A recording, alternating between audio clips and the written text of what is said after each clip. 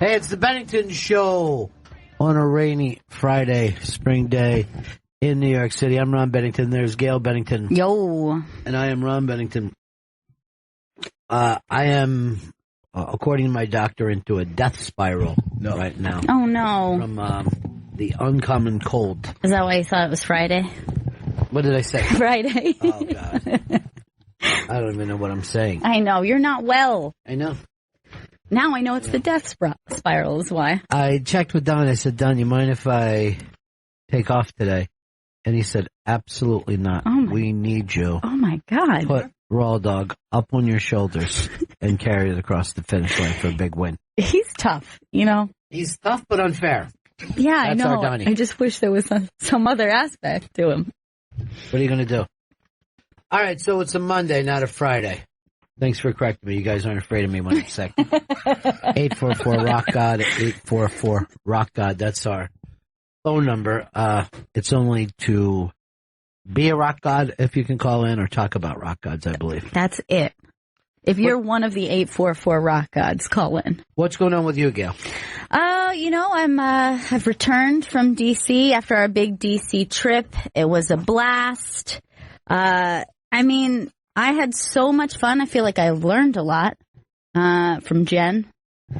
Oh, Crazy Jen. Yes, Crazy Jen, not normal Jen, who is joining us today. I got texts from BL last night, feeling the heat now that it's Crazy Jen time.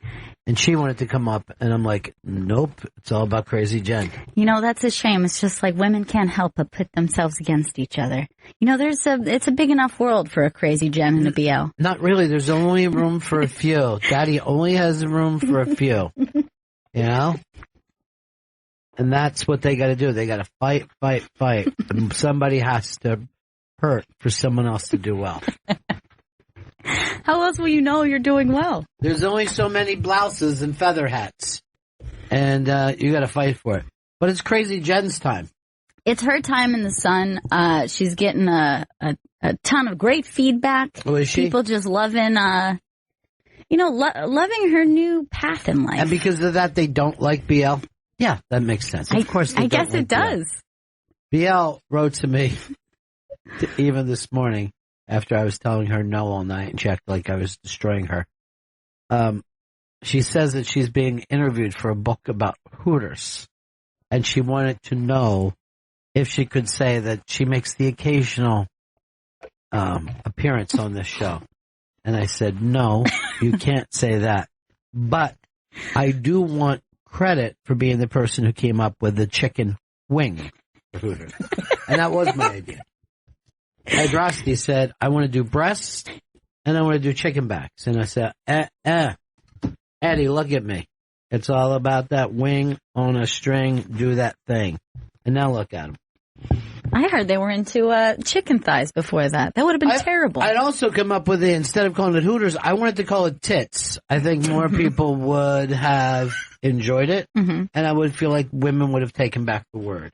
Yes, and Tits and Tates was my name. You know, you want your branding to be clear. You don't want it to be cryptic like Hooters. What does that even mean? Owls? Yeah, that's what they say. They act like it could be an owl. Where in my case, it would just be a big set of tits.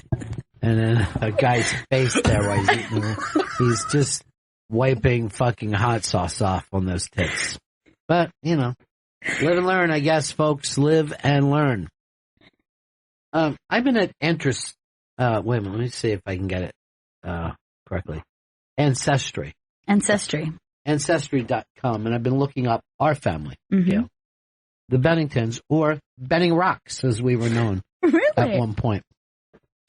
But I looked into this. Your great, 5-time great grandfather was the first person in Delaware County. I think it happened outside there. Delaware County, Pennsylvania, ever to use a ladle. And there was a lot of talk about it. I saw, they used to call him Ladle Bob. Yeah. And they would always say, what are you ladling today, Ladle Bob? Is it soup? Is it... And he would never tell them. Then we'd come in and ladle something. But that's something for you to feel proud of. Now, was he the first to use, like, ladle to mouth, like into liquid putting he went ladle to bowl for quite some time. With soup, he wouldn't. I believe once, and this is odd because I didn't even know this was around that long, but it was a Fresca. It was a big barrel of Fresca, which was an early American sody pop. And he ladled it up to his mouth. Nice. And he goes like this. Damn, that's sweet. And that's why it has that on his, on his gravestone. There's him ladling up to his mouth with just a damn, that's sweet.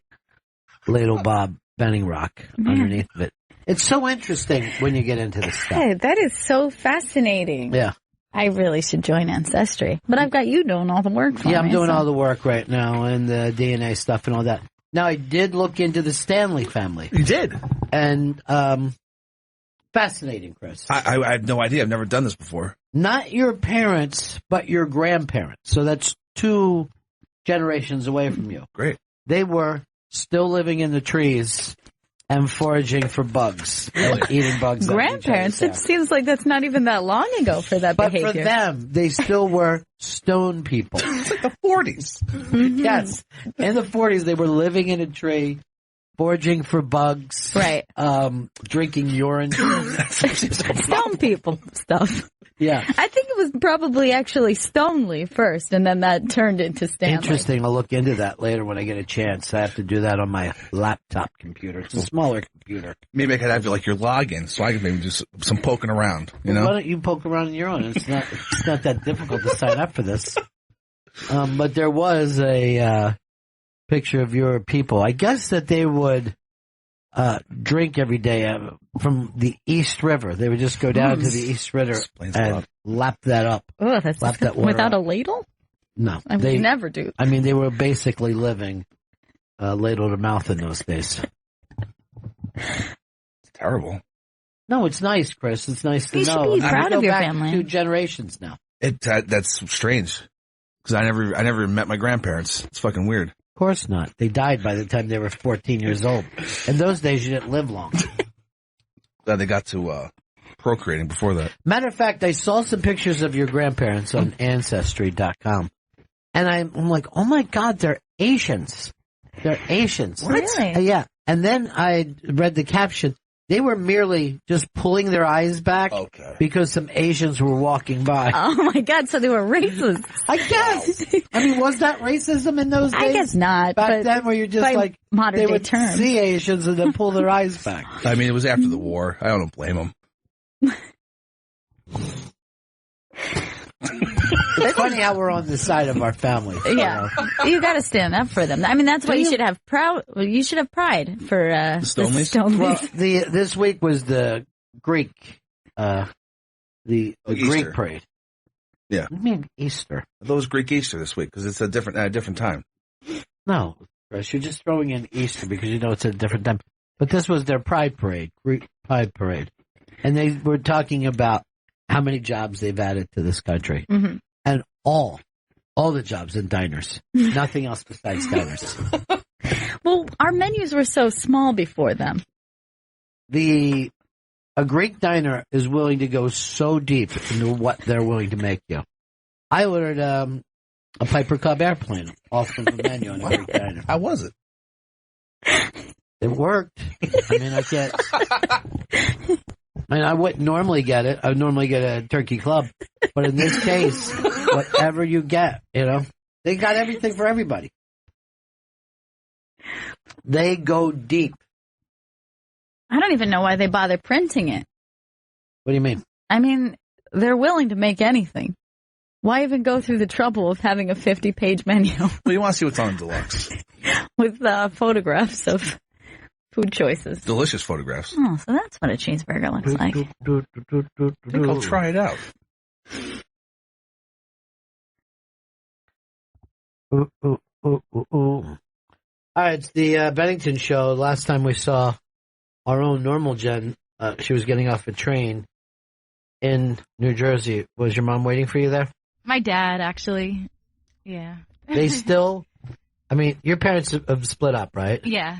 But they still co-parent, which is nice. Yeah. That is very nice. And by the way, I did text her. Make sure you text me when you get in the car. Smart. Like Mom. Now, me and Gail's mom did not split up, but we also didn't co-parent. It's interesting. Yeah. It's an interesting dynamic you guys chose. I just didn't want to do any of this stuff, you know? Plus, I think it makes you look old if you're walking around with kids. You know what I mean? Like, Oh, yeah. Right. I'd rather keep my whole Fonzie fucking rebel without a cause thing going. It's a better look. Yeah, it's obviously a better look. Sometimes we just had to pretend that we were street urchins hanging around. No harm in that. Gotta make it your own way. That's how my parents raised me. It was on the Rumor Store, 1976. Really? That's cool. Yeah. My parents used to run the laser show for them. What? Yeah. They were lighting for Fleetwood Mac. Yes, Chris. I just- you gotta have lasers to make fucking classic rock I'm just classic. surprised it hasn't come up before now. I mean, this is fucking crazy. Dude, I got lots of stories. I'm not gonna put them all out the first day. What band began the big laser kind of light show? It's a great question. I mean, the real lasers, I think you're gonna have to look into the world of prog rock. Yeah. A Yes, an Emerson, Lake and Palmer, a Pink Floyd, if you will. That's my belief. That's when it became an instrument to play the lights. Yeah, I mean, and you know, you had that weird late 60s, I don't know, it looked like you had like some kind of a fucking lamp going. You know what I mean? Like a lava lamp. Right. You know what I mean? Like, they were attempting, but they didn't have the full Right. power of the lights. There wasn't that level of theatricality. No, there wasn't.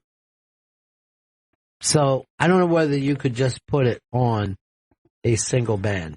Because Right. a lot of those guys were, I think, dealing lights to everybody. You know what I mean?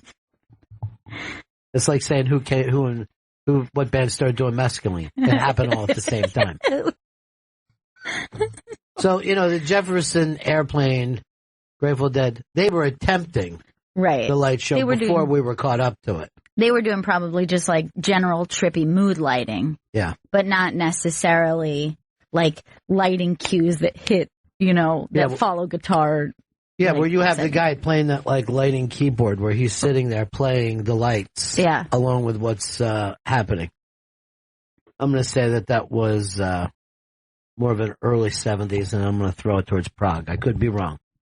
If anybody out there knows, if any rock guy knows, get in touch with us. I know somebody who toured with a band and he played the lighting thing for them. Which band? It's like a small indie band, but they were like kind of weird and they did like a lot of electronic kind of sound. Yeah. So they had a crazy lighting thing. I want to be really large. I want to play big arena, and I want to be halfway back playing the lights right from there. And I want a massive fucking just light bars everywhere. But I had to be like, he's like, would say like, I'm touring with my band. I'm like, do they think you're in the band? Like, are you a band member if you are just playing the lights? I think if you're in the crew, you can take some real pride in the band. Mm-hmm. You know what I mean? I got no trouble with that. This will surprise you. So I was out the other night at the stand, and there was a young lady there from New Jersey, and I was playing the over and under on Bruce Springsteen shows. Mm-hmm. How many do you guys think? How many she saw? 27. I was going to guess in the teens, like 15, 16. She saw 22. And then she goes, look, I like concerts. And I'm like, no, you like concert. Right? And I go, you might want to look into a little band called Radiohead. Well, here's the surprising thing. The room exploded. People fucking cheering for Radiohead. And I was like this. I'm going to try not to be thrown off with this. But an applause break for I Radiohead? am baffled. All right. Eric in South Carolina believes he knows who had the big laser show first.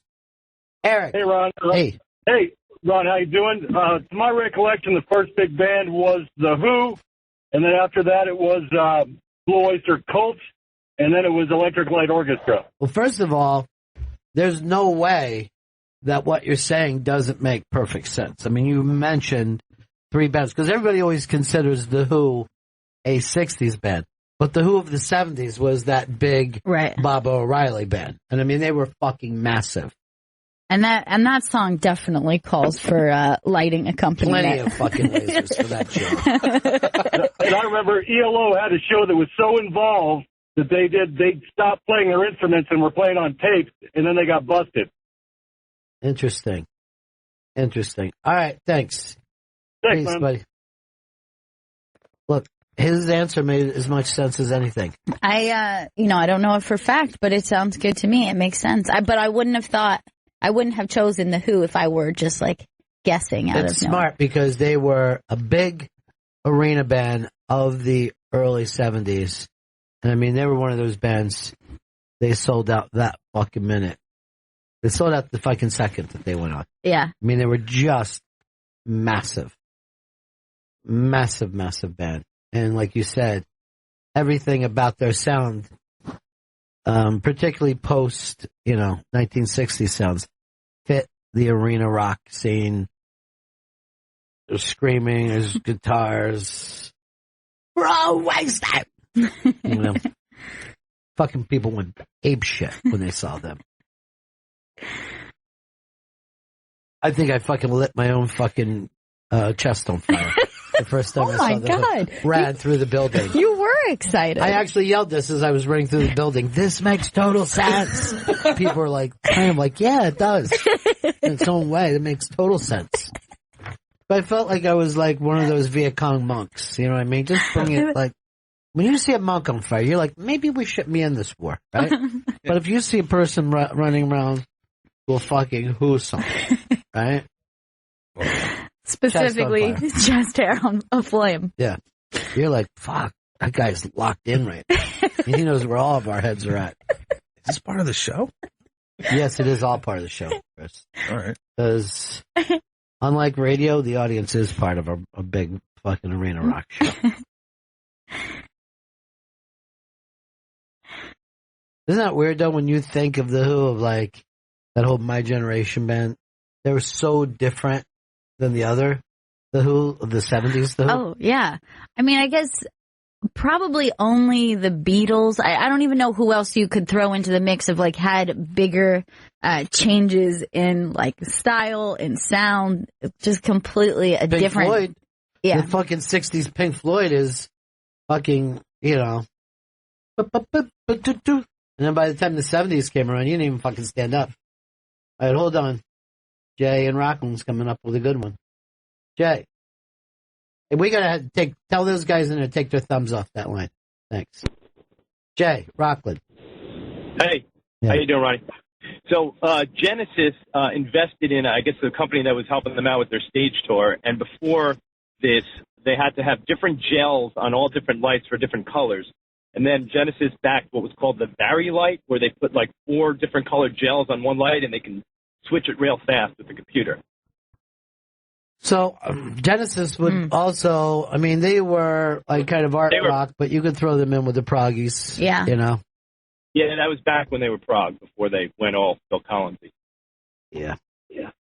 All right. This is a good call. Genesis could be the band that started this laser light show thing. We've got the Who. Yes. We got Genesis. There's a possibility of a Blue Oyster Cult. And I know what you're thinking, but no. Stairway to the Stars. That's the fucking song. And everybody in Long Island better know it. And do we throw ELO in, or that's later, you think? Well, let's throw them in. All I mean, right. I don't want to do anything to those guys.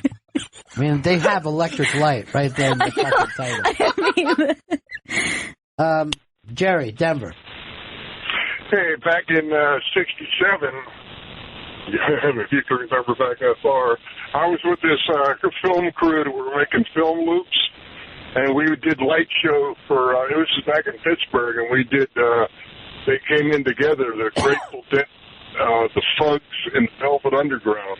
And we were running film loops, and we did they have a little dish with water and different colored drops of oil off an overhead projector. No, I get that. Weird things. And we brought up that San Francisco scene, but let's face it, that's not a real light show. Right. You know what I mean?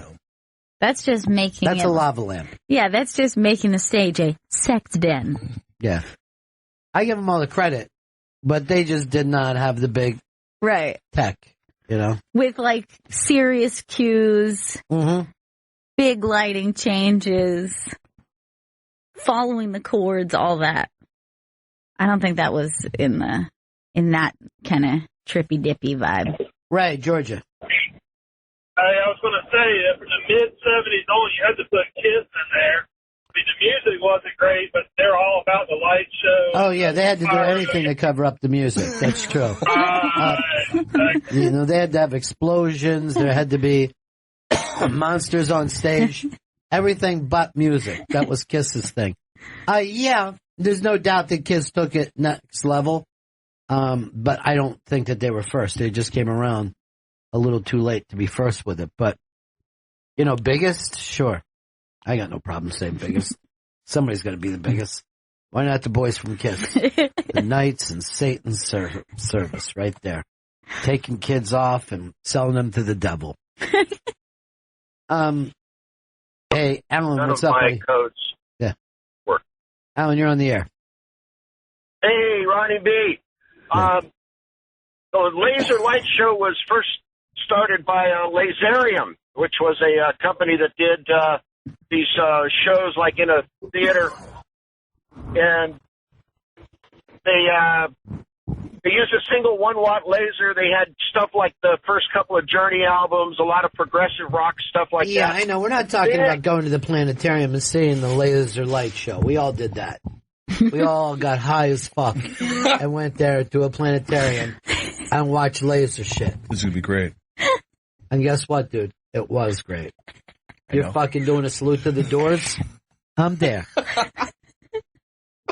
Well, I just got in a town and out an hour ago. Bing, bing, bing, bing, bing. You found those lasers around? You're like, Bob, this is so much better than actually looking at planets.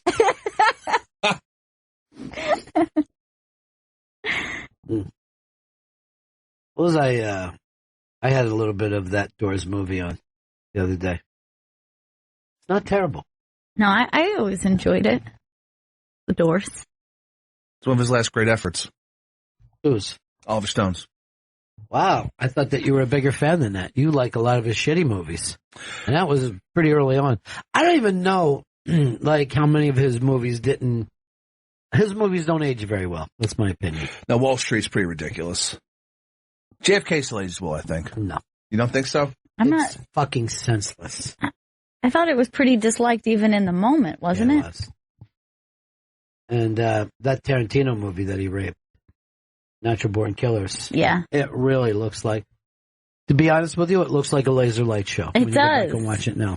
I can't really watch it because I don't know if it's the editing or just like how stylized it is, but it just gives me anxiety. Like the way that film moves, I can't really. Yeah. It's fucking smell-o-vision. It just stinks. What's up, John? Hey guys, what's happening? Hey. It was good to see you all on Friday, Gail and Ronnie and Chris. Well, Hey, it was nice to be seen. It was a lot of fun. Exactly. I saw Yes back in the 80s. They had a green laser light show. I saw them at the Pepsi thing in Denver, Colorado. Yeah. Yeah. Oh. Yes was monstrous and a lot earlier before the 80s still. I mean, they had to be there at the very early part of it. All the proggies did well. Hey, it's the Bennington show on a Monday. I opened up saying Friday because I'm sick enough to die right now. But on Friday, we're going to have the Cheech town hall. Nice. And he was great. And these next weeks, we're not supposed to plug him. No, that shouldn't have been on there. But yeah, you put it there.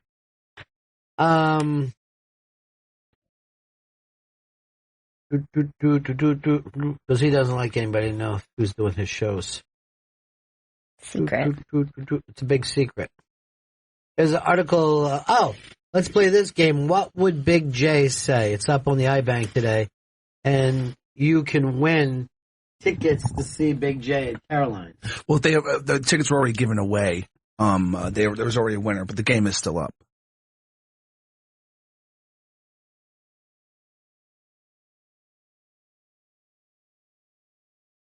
All right, so we won't do that. All right, there's a teacher in trouble for having a slave auction. And I don't know why that would be. It's weird because when I saw this headline, I actually know for a fact that I did this in school and we played Underground Railroad. Both those things happened. And I was like, it never even, I don't even think the parents were made aware that we were doing this. But I don't know if it's something that just would not age well, but I know for a fact I also did slave auction and played Underground Railroad. Now, why wouldn't they just call Underground Railroad Subway? Because it's not really underground. Oh, okay. Underground like bands are underground. It's a railroad not everybody's got to know about. But people are pretty, I guess they're pretty upset that the kids were playing. Now, I don't know the setup. Was it only the black kids were? Yeah, it was white kids selling off black kids. I never did this in school. It seems maybe if you didn't have to, you could be a white kid and still be a slave. Yeah, this was that probably would have been the smarter way. Yeah, this is probably what caused the tension because in my school was not in my class wasn't like only the black kids were. In my sold. school, we played the India caste system. And I did very well when I was a ruler, and failed every other day. Right. You're just like, fuck this shit. I literally said, fuck you to people. I don't care if I'm an untouchable. I'm still getting something to eat for myself. But now they worry about everything. But they shouldn't have just picked black kids. Yeah, that's probably, okay. That setup probably makes it a little more uncomfortable. It was also a substitute teacher. So I think that adds into it too, where it's just like you come in for one day and you change up the whole lesson plan and have kids selling each other. Yeah. Yeah, it's not up to the substitute to suddenly do something on the outside of that. I mean, we've learned this in D.C. Seems like a substitute teacher can just make up their own rules. It doesn't necessarily have to be the exact qualifications of a regular teacher for whatever reason. They're loose cannons. I had some crazy substitute teachers in my day. Like, people who just showed up who seemed to have never been in front of children before. Most subs, either they were really like hardcore and like really were just all about like make sure the kids didn't fuck around, or they just didn't care. And it's just like, you guys can do whatever you want. I'm a substitute teacher. I know what the deal is. Which one would you do? I would just come in like, look, you kids, I'm not going to be able to get to you. There's no way. I'm like, hey kids, I want to rap you about something right now. Okay? In the language that you can understand, all right? Dig? Can we make this a dig fest? I had a substitute teacher who did that exact thing, like flip the chair around like, I'm not like one of your other teachers, okay? I'm going to give you the real facts. My God. I'm not going to lie to you guys. Are teachers lying to us? Kids, I want you to see my dick right now. I had one that I asked how long she was a teacher, and she said, I don't know, this is my first day. I'm from a temp agency. What's wrong with that, man? Bring in the temps. All you're saying is the teacher isn't there. Right. If I should have taken off today if Tom would have let me, but he said no. And if we would have a temp in here, you guys would be running around wild. Nobody would blame you for that. You're going buck wild. All right, see if Hard Rock Johnny wants to spark this up. Johnny! Bennington. Yeah. What's up, Johnny? Makes me sad that you're so sick, but you're there because you're a hero. You know what? I don't see myself so much as a hero as I do a superhero. Well, it's the only thing better than a hero, right? Yeah. What's better than a hero? I mean, a superhero, something happened to them to make them a hero. You know, it's easy to be Spider-Man once you've gotten bit by a radioactive spider. Yeah, of course. If I was bit by a radioactive spider, I'd be doing a lot of the same shit. I'll tell you that right now. So, Johnny, what can we do for you? Well, I just wanted to call and say I hope you feel better. And then you started talking about Cheech for a minute, and over the weekend Up in Smoke was on, and I just couldn't stop thinking about how great this Unmasked will be. Dude, Cheech's fucking bit where he got fucking paranoid. And the guy and he starts tripping, and they're stuck in the medium strip. Is as funny as fucking life can be. It's as funny as human beings can be. That whole movie is just there's so many great when they're in the police station and they're lard ass, like the whole just taking your request now. It's truly one of the greater hysterically funny movies. I think they're best of their movies. Well, they brought their whole act in. You know what I mean? Now, what's really funny is, until you remarked this, I didn't pick up on it. They only did 6 Cheech and Chong movies. 6. It's hard to believe. They only did 6 albums and then 6 movies. Okay, I got to interact with somebody. Who's this convey? All right, Johnny. Thanks for the kind words. Feel better, my friend. Peace, Johnny. Later. It's Cheech Marin on Mats. It's 2 o'clock on Friday. And it's for Cheech's book. Cheech is not my real name, but don't call me Chong. I was very starstruck with Cheech. You should be. Yeah. He's a giant fucking star. Maybe the biggest in the known universe. Why don't we take a break here? Bennington. It's the Bennington Show. Ron Bennington, Gail Bennington, Chris Stanley, perhaps even Stonely Bennington. Up on the iBang, there is a story of a new place that I have not yet seen in New York. It is the Sushi Donut, which is supposed to be like the new hot food trend. They've taken sticky rice in donut form, covered it with like the poke, like raw fish, so it seaweed. looks like a donut, but it's not. Yes, but it's one of these things where it's like they make like 15 of them a day. People are waiting outside in line, and it's going to be like the new hot trend until it's the not trend anymore. Yeah, but if it's like Cake Boss. It's sushi, right? Shaped as something else, so it doesn't make it something. It doesn't make it a donut. No, it doesn't make it a donut, and it's one of those things where it's like it's trying too hard to make something a food trend. You know what I mean? You're just like, like if you make good sushi, you don't have to make a sushi donut. Right. That's just my thought process. But to me, if you're going to call something a donut, it has to have the texture of a donut. It has to be a donut. It can't be. First of all, I wouldn't even say that looked like a donut. If someone said, what is this? I would just say sushi. I wouldn't say a donut. But I guess what you can see there to scale, it's like donut sized. Like that's not just one little roll. Okay. It's like a giant all right, now I'm getting sushi mound of I don't think fish. What I'd like is to bite into more rice here. But it's such like an American thought process. They're like, let's take something that's like healthy and like, served in small portions and let's just make it bigger and call it something new. Yeah. No doubt. And look, it works. It gets these people known. They're getting free fucking commercial. Yes, exactly. And you don't get that for delivering great sushi. Like you get it for being a freak show. And also making a limited amount each day is part of that whole thing, like you're just creating buzz. Like I have a place on my block, and I'm not trying to start shit. I feel like they're a great sandwich place. A lot of people really like them in the neighborhood, but they very purposefully buy a very limited amount of bread and a very limited amount of just ingredients in general, and they're usually sold out of these sandwiches by 2-3 p.m. Now, if you have the demand, you up your amount and you do it. But I think that part of his process is like, what kind of sandwich is this? Italian. All different kinds of. Sounds fantastic. Yeah, it's really good. Sold out already. I'll be back tomorrow. I get there earlier. Well, like the first few weeks I had moved to the neighborhood, I had been by like 5 times, and he just kept on being like, gotta get here early. It's a very popular thing. And I'm just like, I feel like you're doing this on purpose. Like, by having a limited amount, you create more buzz. There used to be a pizza place in New York that would do the same thing. They would run out. People would stand in line, and then one day he goes like this. All right, I'm leaving. I'm moving. And close the whole thing down.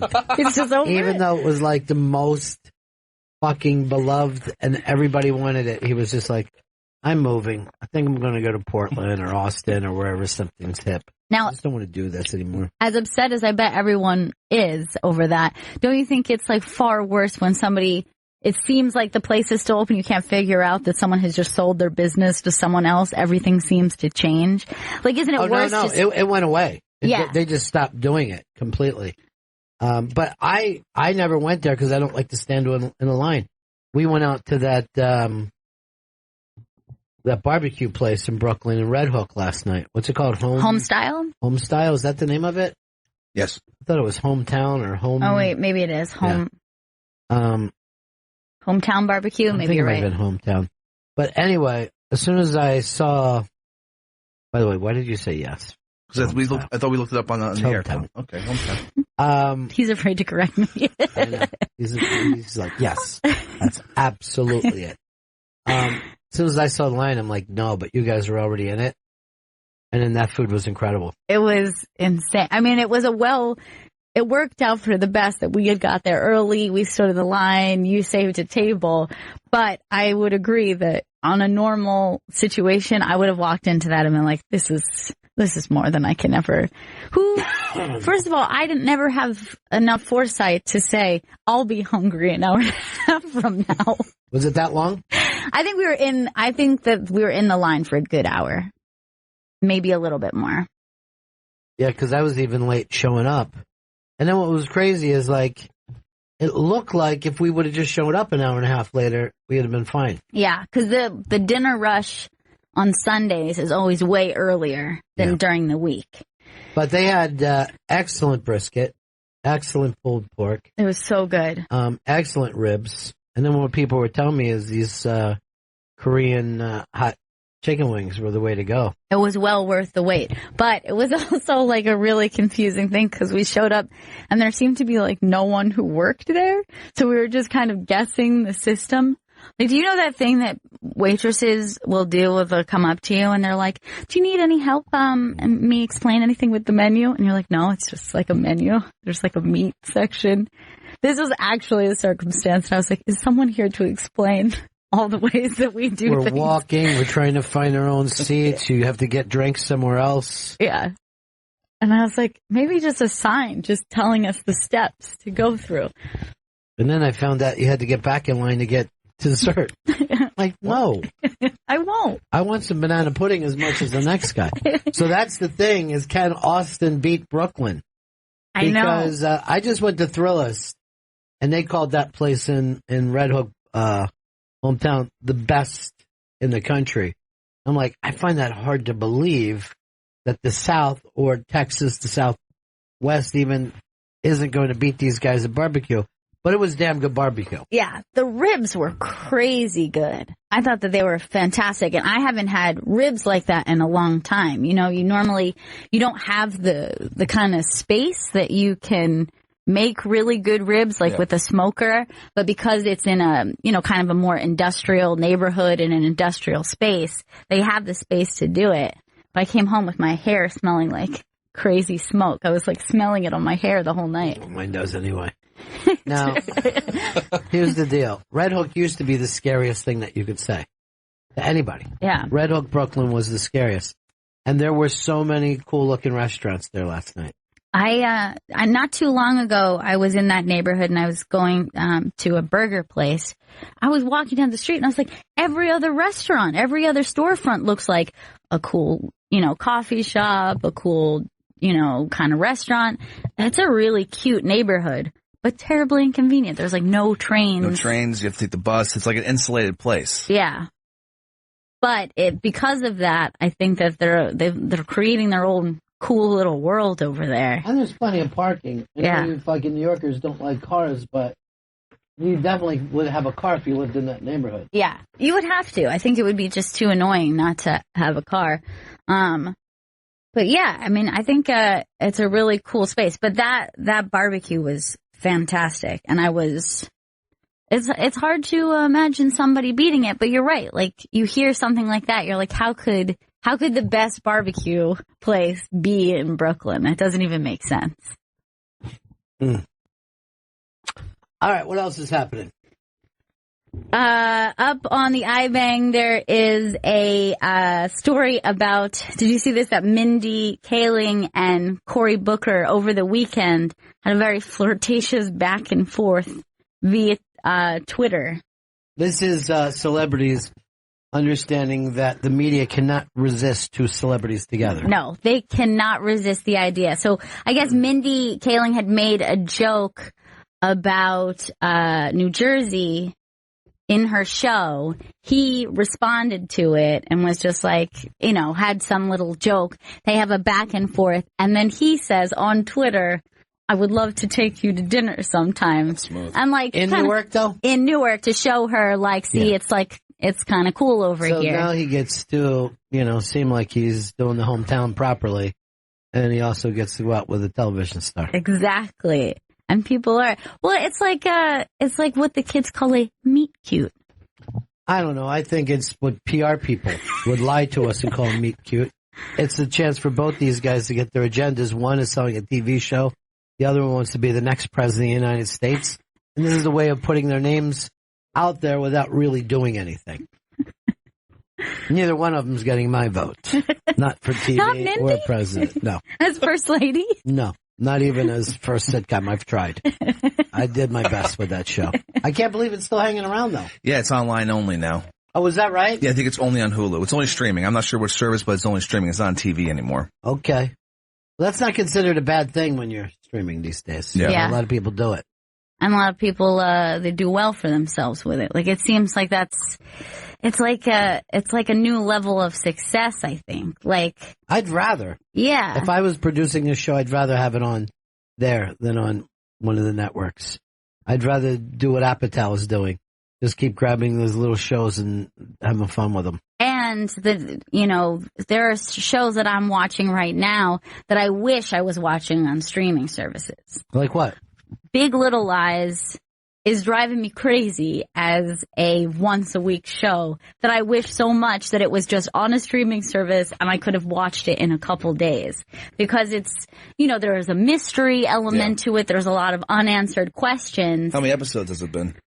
Well, the final episode is next week. I don't know how many there's been, but it's only like 8 or 9, right? Yeah, it's like kind of a short season. And then they're done. It's a one and done. So it's easily something you could have done over a couple days. Why doesn't, what is it on HBO? I think it is on HBO. Why doesn't HBO do that then? I'm not sure. I'm not sure why they do HBO Go, but that's only, I think, to just stuff that's already aired. Yeah. So you can go there and get stuff that's basically on demand. But they don't put out all their episodes in one shot, they like, seem say, so a old Netflix. School right now, right? HBO. They do. Well, the Netflix, on their way to kill stand-up comedy, they are going to be putting out one fucking special a week for the rest of the year. Vito, weren't you the one telling me this? One special a week? Yeah, for the rest of this year, there's going to be one new special premiering every week. So it's like 30 specials are coming your way just on Netflix. Yeah, it's crazy. The content they're putting up, they're going after stand-up comedy, TV shows, and movies. Yeah, but that's how they fucking killed comedy in the 80s. Yeah, it does seem like you are going to burn out an entire genre of entertainment. But they don't care because they're not in the stand-up comedy business. Right. So what do they care? They're also running tons of documentaries that aren't good. And, look at the amount of reception you got from the Chappelle specials last week. Like, the amount of people I know who don't watch stand-up comedy, who watch that stuff opening night is crazy. Right, but did it hurt the other specials that are there? Oh, I mean, it had to, because you're not going to focus on the other ones. Once that comes out, you're just going to focus on what's coming next. Yeah, that's what I'm trying to say. I don't know why they felt the need to do two. Why not do one then and one later? Right. And is somebody, say, who doesn't normally watch stand-up comedy or is a stand-up comedy fan, is somebody going to watch the Chappelle special on Netflix and then go, oh, this was so funny, I'm going to check out other comedians? Or is it just going to be like they'll burn out on some of the big names and then that's all they'll do? Like, do you think there's any possibility that it turns people on to stand-up comedy? No, just the opposite. What happened in the 80s is there was so much stand-up comedy on TV, you're like, why do I need to go out and see it? Right. And because they were just doing stuff like evening at the Improv then, right? But let's suppose you live in Iowa and you just get the two Chappelles that run on the same day. And, then the once a week. Then you go out and see some 24-year-old opening act. Right. You know what I mean? Doing 15, 20 minutes. You're like, what is this shit? I thought Chappelle was going to be here. But unlike, let's say, a movie where it's just like, okay, you get movies streamed. If you can stream movies that are new releases, what's the point of spending money going out to the movie theater? But don't you think stand-up comedy changes for the viewer. It's an entirely different experience watching it. So are plays. Has the TV help plays or not? You know what I mean? Right. Seeing a play is 100% different than watching a TV show. But fucking TV really gutted the play business. Right. Just that simple. Well, like, I know Chris Rock is doing a tour right now, a theater tour, accompanying, like, the Netflix deal he signed. Yeah. I want to go really badly to see Chris Rock, but all of my friends say, why spend the money if the special's going to come out in the next 6 also, months? I'm not worried about people not showing up to see Chris Rock. You know what I mean? Like, Chris Rock is never going to have a problem with that. But the word stand-up comedy, where we go out and see people, let's say like Joe List, who, he's not a household name yet, but anybody who went out and saw that show was going to be, man, like, I fucking love stand-up comedy. Yeah, I'm not that worried about whether Chappelle or Chris Rock are going to have, the best. Hey, Tony, what's up? Hey, Ronnie B. Hey. Just wanted to let you know, saw you at the Stand the other night on Saturday, and I was very impressed. That was an incredible set you did. Was it first show or second show? Second show, 10 That was a show. fucking wild one. It was awesome. That was Chuckles. That was a lady, when I asked her favorite candy of all time, she said Chuckles. I didn't know anyone would put that at number one. What's a Chuckles? Exactly. Anyone who wasn't around with Babe Ruth probably does. It was an old-time candy. And it's weird. Yeah. So just put it up. It's like a gummy candy. Ronnie, and before that, some lady just let out the word zoinks. Yeah. At a joke. Yeah. For the comic that was up before you. But yeah, no, just wanted to say that was awesome. I brought a couple people with me, and they thought you were unbelievable. So I can't wait to see you again. All right, thank you very much. Absolutely, man. The Stand has been a blast, just an absolute blast. There's the famous Chuckles. There are Chuckles. Now, Chris, do you recognize us at all? I've never seen a Chuckles before. Now, They're a gummy candy. I know them, but I know them as a last case scenario. You know what I mean? Like, that's the worst case scenario for candy. It's like when you're a kid, you're like, yeah, I'll have a Chuckle, I guess, if this is the only candy around. But it's very hard to imagine. Like, it's not even the best for gummy candy. It's something a time traveler would have, if anything. It's back there with Mary Jane's. And like about a fifth of it is like inedible, because one of those Chuckles is a black licorice Chuckle, which no child likes. That's only for moms. I'm going to tell you right now, I'm not eating the yellow lemon. The green is I'll eat the orange and the red. I'm not even going to call that cherry. I'm just going to call it red. Just red Chuckle. flavored. Yeah. What is it about, like, is there something that happens to a woman of a certain age that she actually starts to like licorice?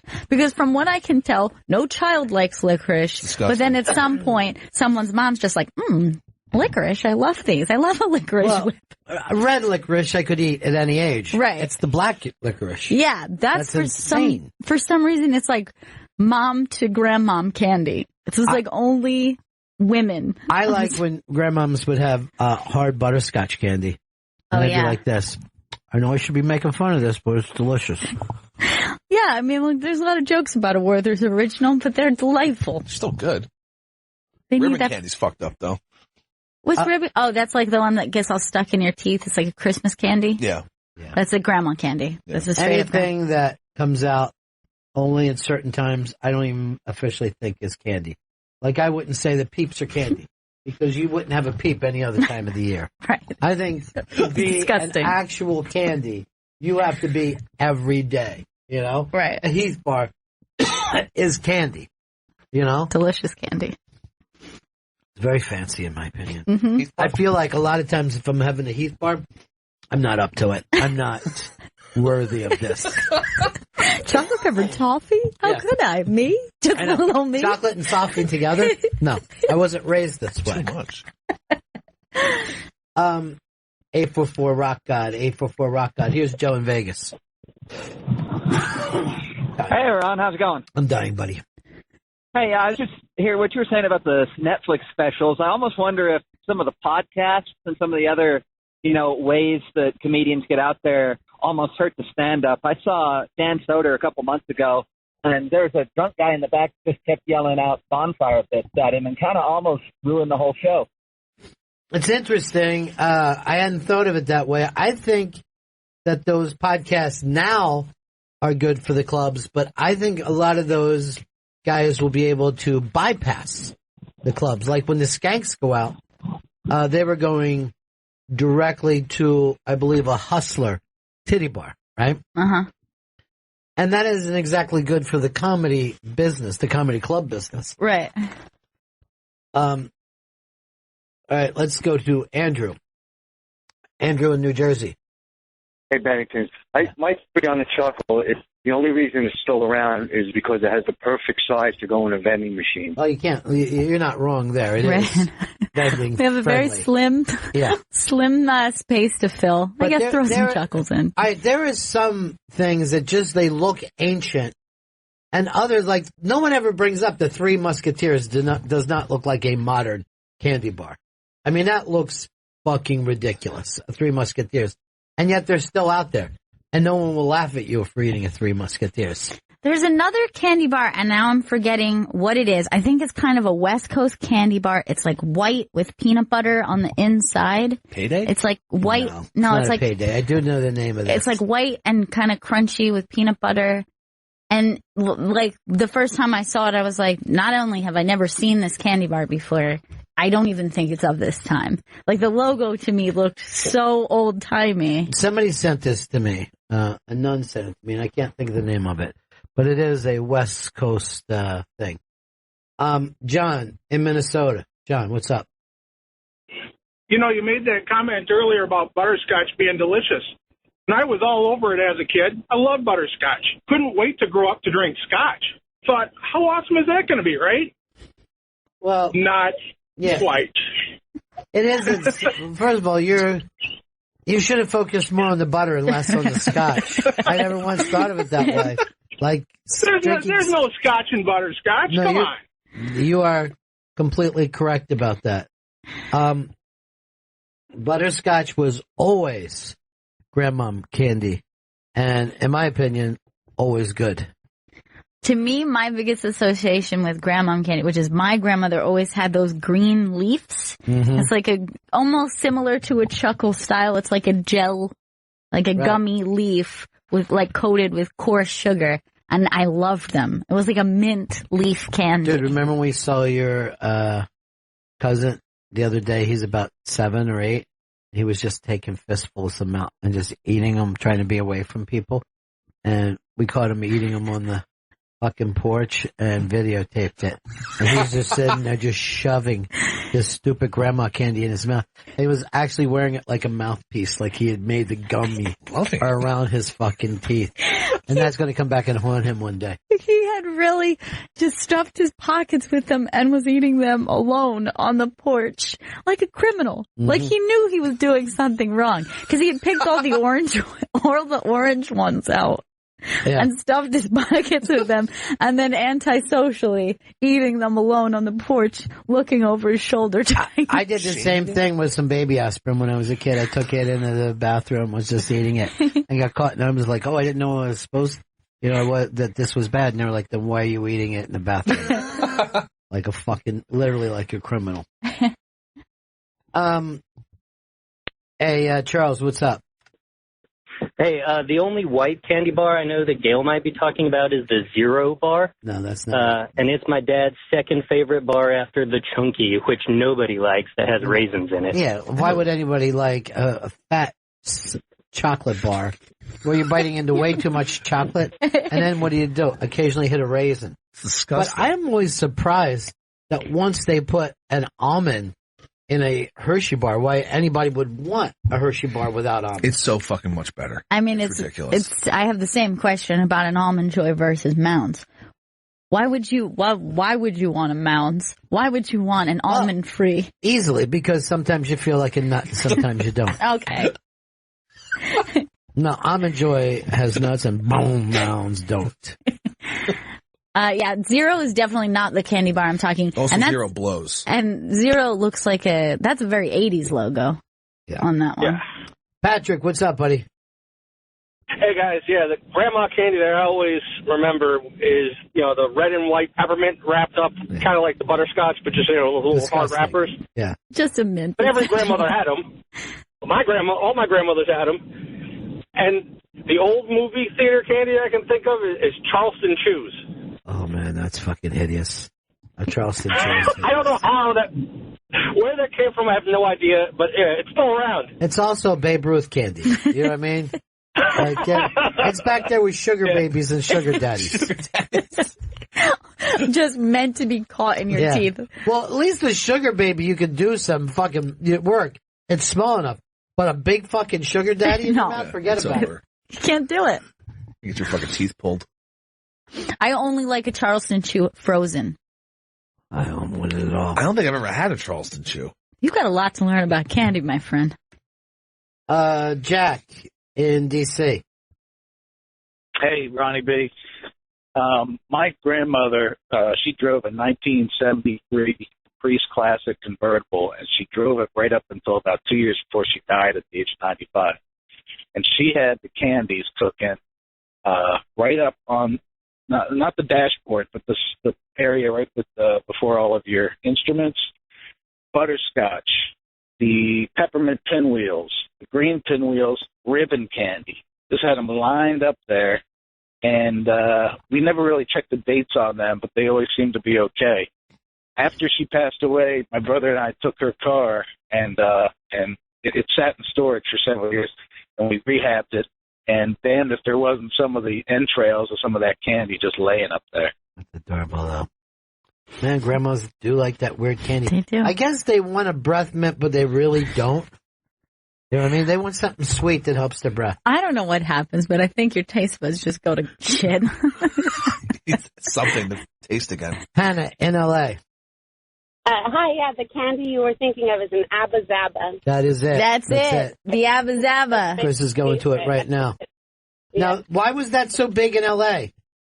I don't know why. I'm only 25, but I have loved it since I was a kid. They sold it at the field I played softball at, and so I've just always loved it. Hannah, you nailed it. I'm going to put you in the pretty good prize closet, all right, darling? Thank you. All right, hold on. Hey, Jeff, what's up, buddy? Hey, what's going on, Benningtons? Hey. I was wondering, like, all these podcasts, do you think Netflix or Hulu, all this other junk that got streamed, you think they'll ever, like, pick up, like, the major podcasts and start streaming them, you know? I was always surprised that terrestrial radio didn't pick up those podcasts. Or even Sirius XM doesn't seem to. You know, there's a couple of them that they toyed with, but, you know, I guess because they're not everyday stuff. You know, once a week talk show isn't something that you can sell to advertisers. Right, but you'd think if you come from radio background, you see that this thing has a following, but they don't make money. You think, how can we put our heads together to make it work? Yeah, I think, well, you know, Netflix is different, but radio has always hated podcasting and hated satellite and, you know, has fought everything down the road. And then now they're putting their stuff online, but that was kind of a too little, too late deal. I don't know. It's very weird. It's like even when you looked at IFC, picked up Mark's show, they didn't pick up the actual show. They did a weird... Right, like it's kind of like not a spin-off, but it's like it had a different vibe. It was like a sitcom instead of the actual show. And he was even different personality-wise. You know what I mean? It didn't seem like, oh, you took him and then you put him in a sitcom. His character and personality seemed different there versus on his show. Right, it was acting. It was acting as opposed to the way that he presents himself, which I guess is going to be him. Here's Nick. Nick, what's up? Nick, we got you, buddy? Go ahead. Do you again. Hey, buddies. You got me? Yep. My grandma always had those tin boxes, and they'd be just off-brand, like Kirkland, somewhere from big box store, and it's always like a variety of 5 candies that are all crappy, wrapped in shiny foil. You just go one after another looking for something sweet, but it'd just be orange flavor or Yeah, it would be like chalky. a play off the Valentine's Day candy, right? Exactly. Yeah. And Valentine's Day candy was nightmarish to me when I was younger. Just fucking nightmarish. Yeah, I despised it. Chalky and tasteless and something that you would expect that they would have been eating in the silent fucking film days. Well, that's so little. This was considered good. Something that a Times Square strongman would be enjoying. Do you remember this grandma candy that was wrapped in there was a picture of a strawberry on it, and then, Yes. and it was hard on the outside, soft on the inside. I love that shit. yeah, that was the one. because here's the thing: you could crack into it. I remember this. Crack into it, and it's like a little juice on the inside. Like you could almost drink the juice on the inside. And they actually still make those. Those are still out there for grandmas. And Uber drivers, they'll have some. But you would think now, right, that if you were a grandma, right? Yeah. You grew up in the kind of golden age of candy. You know, you grew up with Mars bars and fucking Reese's cups. Why do you move your way over into disgusting grandma candy? I'm not sure. I remember a friend of mine lived with her grandmother. She was raised by her grandmother, and her grandmother's like, "Oh, and like when you come inside, like I have candy." Which is a great thing for a kid to hear. And I go inside and there's just like a little crystal bowl full of runts. And I was like, that's disgusting. I didn't even know you could get them outside of like, like, what are it's not like a regular vending machine, but it's just like where you just put 25 cents in or 10 cents like and then it just spits like a half handful of candy out. Dirty candy it's spitting out. It's like, that's the only way that I ever knew runs existed. Hey, Dutch, what's up, buddy? Hello? Yeah. Oh, hey, it's Dutch. Hey, guys. Hey, my grandmother always had those damn root beer barrel candies. I remember root beer barrels. And they were just like these sugar bombs, and sometimes they had almost like a gelatinous center where it could have been liquid or not. I don't even know what they were, but I just remember the instant headache from, like, eating one and the awful taste in your mouth that you couldn't get rid of. Root beer barrels seem like something that Popeye and Wimpy should be enjoying. They did not seem like they were weird. They were real. But why, like, doesn't your grandmothers today, why aren't they having, like, fucking dots on a piece of paper? Like, that's what they grew up with. Right. You know?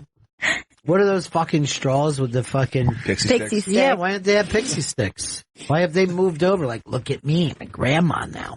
One of the best snortable candies. Perhaps the only snortable candies. I liked any kind of candy cigarette. Oh, yeah. Because I loved that as a kid. I assumed the person thought that I was actually smoking. That and having like a cowboy gun. You're just like, I must think this is a real gun. I'm an adult now. There's nothing. I mean, these people must think I got a real gun. There's nothing dumber than a fucking child. And no one tells them that. They're like, you can be anything. I look at most of these kids, I go, well, you can't even be most things. You can't get down the street. I'm looking down now. There's a couple custodial things you might be able to do. But I don't even think you're Not well. Not well Nothing either. with responsibility for you. Dude, I actually remember my neighbor had got these like old school metal cowboy guns with the caps in it. Yeah. And I remember walking down the street and us being like, I bet the teenagers are going to think that these are real guns. I mean, we must have been like 6, 7 years old thinking, we're going to scare the shit out of people. They're going to think, how did these kids get these real guns? Like, of all the guns you would ever find as a kid, even if your parents owned a gun, why would it be like this old-timey, Colt 45. like, ivory-handled, like, Civil War general? Hey, Court, what's up? Hey, Ronnie. Real quick, your old buddy, Michael Mara, his podcast gets syndicated on some East Coast, up in Maryland, and so he has radio, just to kind of go back to that. Oh, cool. He does a daily one, so he's starting to build it. How about I always like this, the Reese's Peanut Butter Cup. The commercial shows, the chocolate bar being dipped in peanut butter. Well, if you ever tried that, you never go back to Reese's Peanut Butter Cup, man. A chocolate bar dipped in like a chunky peanut butter is killed the Reese's Peanut Butter Cup. It's almost like they show you what how to make a Reese's peanut butter cup, and it's better than a Reese's peanut butter cup. But who has the time for this? But see, the thing is, the peanut butter in a Reese's cup is not as good as a regular peanut butter. It doesn't even have the same texture. It's some kind of crumbly. Yeah, weird, crumbly, strange thing. And also, I don't think it's as sweet as regular peanut butter. I think it's it's more salty to offset the taste of a chocolate. Yeah, I think you're right. I don't think it's like a regular dollop like you would have of Jif. It's cut. Yeah. Peanut butter's cut. That's good, though. I don't mind. Get more bang for your buck. I need You need a charge? Yeah. Oh, here, I got it. Trying to get on with these science sticks. I don't know. They don't interest you at all, huh, Chris? No, I feel like if I start smoking these, I'm going straight back to analog cigarettes. Yeah. Why call them analog cigarettes? Just call them cigarettes. That's what they are. They're not analog cigarettes. I think it would be a slope I would slip down immediately. I'm already having crazy cravings anyway for cigarettes. Why? I don't know. Well, I'm seeing you guys vape. Again? What's that? Is you drinking again? That doesn't help. But also just seeing you guys vape all the time. Oh, don't say that. Blame us. I'm not blaming That's you. not Blame fair. your fucking Let self. me enjoy. I want you guys to enjoy. I see you out there enjoying Tinder. I'll say this. The fucking vape doesn't slow down my cigar smoking at all. It didn't for my cigarette smoking either. Tim, Cincinnati. Yeah, the reason old people always have hard candy is because their mouths get dry. So if you imagine all those sugary candies and how awful your mouth feels after eating them, all those hard candies, they just produce saliva. So old people always have hard candy. Well, when your mouth is getting dry, you're pretty high. That's what I say. Very good stuff. What do you need to plug for, Chris? You look like you're looking for something to plug. Oh, Cheech Marin Unmasked. That's happening Friday at 2 o'clock. He came in to talk about his new book. Cheech is not my real name, but don't call me Chong, which is available now in stores and online. Nice. Let's see, Mod. And today your guest canceled? Yes, canceled on me. What a pleasure. I love it when guests cancel.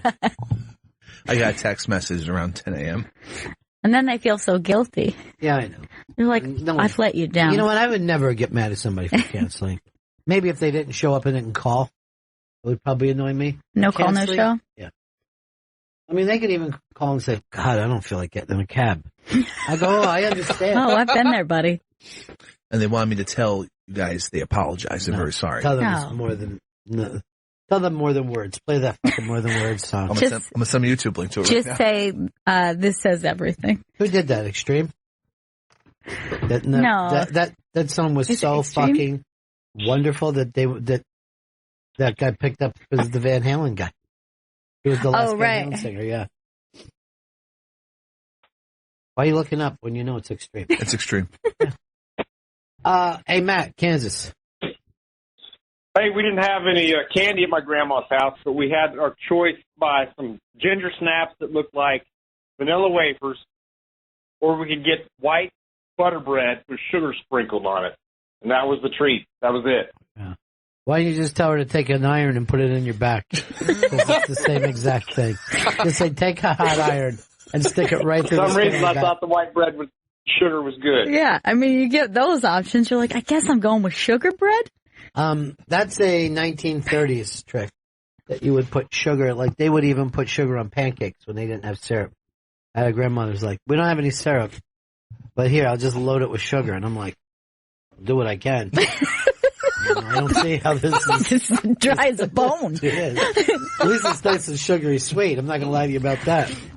I know. There was also a syrup that my grandmother would use that was called like Cairo or Caro syrup that was as thick as your fist. Like, it was awful. Was it maple or was it like a molasses? It was like a hard, strong, like Chris should be looking this up right now. It was like a hard molasses, like you couldn't even pour it out. And it was so thick that it would choke my little fucking throat. My little shitty fucking throat that I had. Oh my God. I know. It was nightmarish. Oh my God. That But what do looks they like use just like it for? Like, what fucking human uses that? It looks just like a vat of oil. Is it used for cooking? It's it's called light corn syrup. Yes, but what is it used for, Chris? It's used for cooking. So you would use it as in like in baking? Yeah. So then she would say, we have no syrup. Here, I've got some Caro syrup. And it would just close my throat off. She's just pouring high fructose corn And I syrup. would be like, what I want is for my mom to come back. And for my life to return to normal. That's all I ever want. I don't want to be at anybody's house overnight. That's for sure. I hated being in other people's houses and specific to their eating habits and rituals. Like I was at a friend's house, a neighborhood friend. I was invited over for dinner. I was very excited because her mother was cooking Mexican food. She says to me, everybody drinks milk with dinner. Everyone in this house. And you have to finish your milk. And I was like, I had like tacos in front of me and I had a huge glass of milk, which, you know, when you're a child, like the way something can overwhelm you. Please. I'm getting sick to my stomach for real. Like tacos and milk don't go together. Just looking at a pint glass full of milk, I just wanted to cry. I wanted to run home. I would be like, my parents don't abuse me. I'm going home. I remember one time, the whole thing is, stay over at my grandmother's, and then my uncle's going to take me along and I would get to see him deliver fucking bread. He worked at a bakery, but I was going to get there and we were going to deliver bread. I can't begin to tell you what fucking time we woke up in the morning. I know it was in the middle of the night. And the first thing I see is a little kid. Now, by the way, I don't remember even being slightly excited about being on a delivery run of Italian and French rolls, right? I wake up in his fucking room. There is just a string, like a cord coming down from the ceiling with one fucking light bulb just hanging in the room. And I'm like, oh my God. I look up and I see that and I'm like, I feel like I'm waking up in a Jimmy Cagney movie. And I just remember thinking, how poor is our family that we don't have a fucking shade, nothing. The lamp, everything just seemed odd. It wasn't that it was terrible, but it was all it's like odd. a bizarro world. Yeah. And they would always do shit like that. They just give you something different, and it feels like an attack. It feels like an attack on you. And then you start to be like, I don't appreciate my home life enough. I know. And I was actually even thinking a lot of times, like, how did someone as sweet as my mother come out of such a fucking horrible environment? You know? You know, in the movie Crooklyn, when he goes to visit his family, and Spike actually shoots it like with a different lens, so everything looks like a different color, and everything kind of seems like a funhouse mirror or something, and like that's kind of what it's like being in someone else's like home, and you're just like, ugh, I need to get back to my real life. Spike Lee knows more about being a kid than any other fucking guy I've ever seen. Maybe Spielberg is the only other person. Yeah. But there was a thing that I swear that Spike stole from my childhood, was singing the theme song with the show, but trying to sing it loud as low as you could so you didn't get in trouble. You were like, I woke up in love this morning. Like, all you want to do is sing along with that show, and your fucking family hated for you to sing. Crooklyn it scares the shit out of me because I did not grow up there.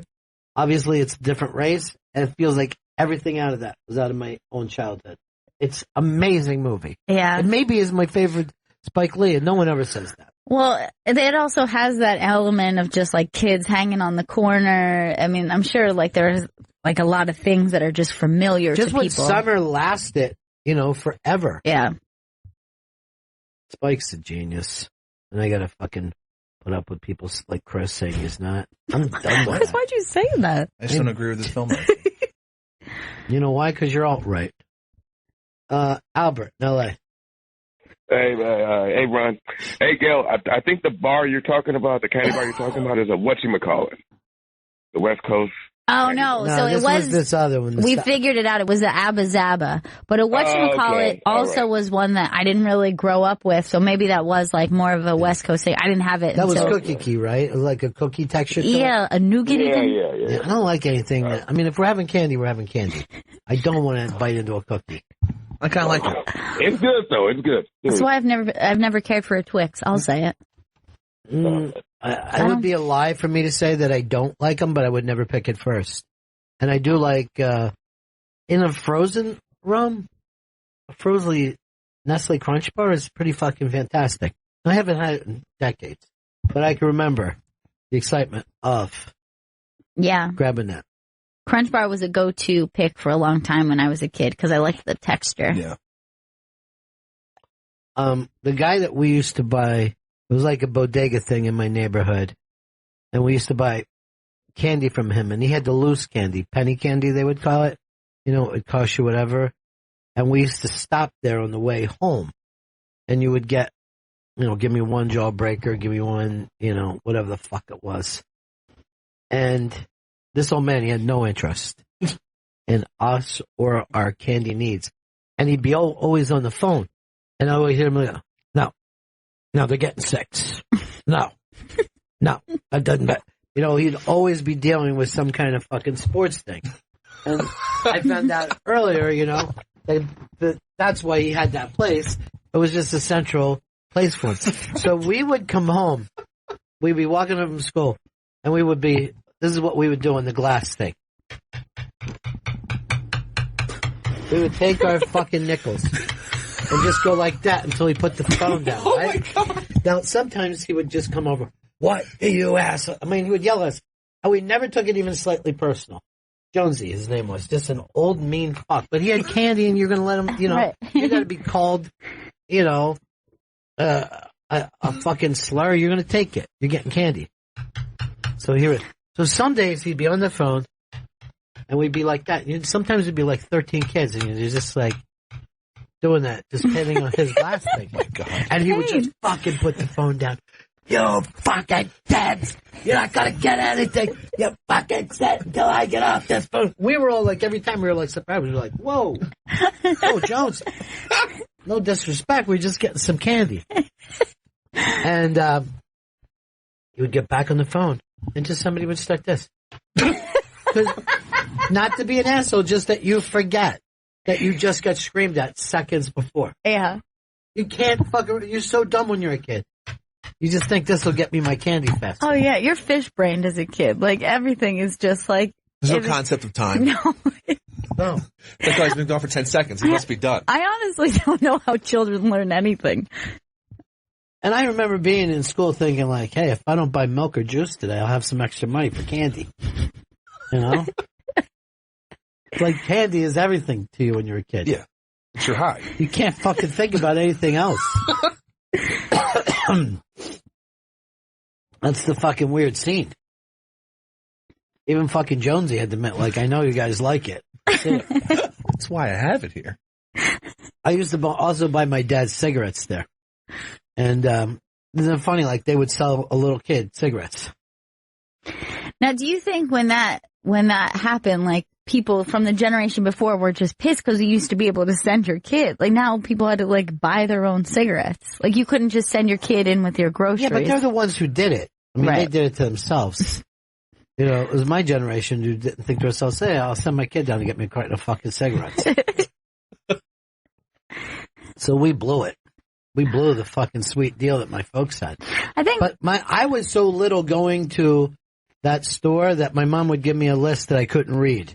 And I would give it to Jonesy. And then he would just fill in the list. I would give him the money. And then walk that home. I would always remember I would throw the change in the bag.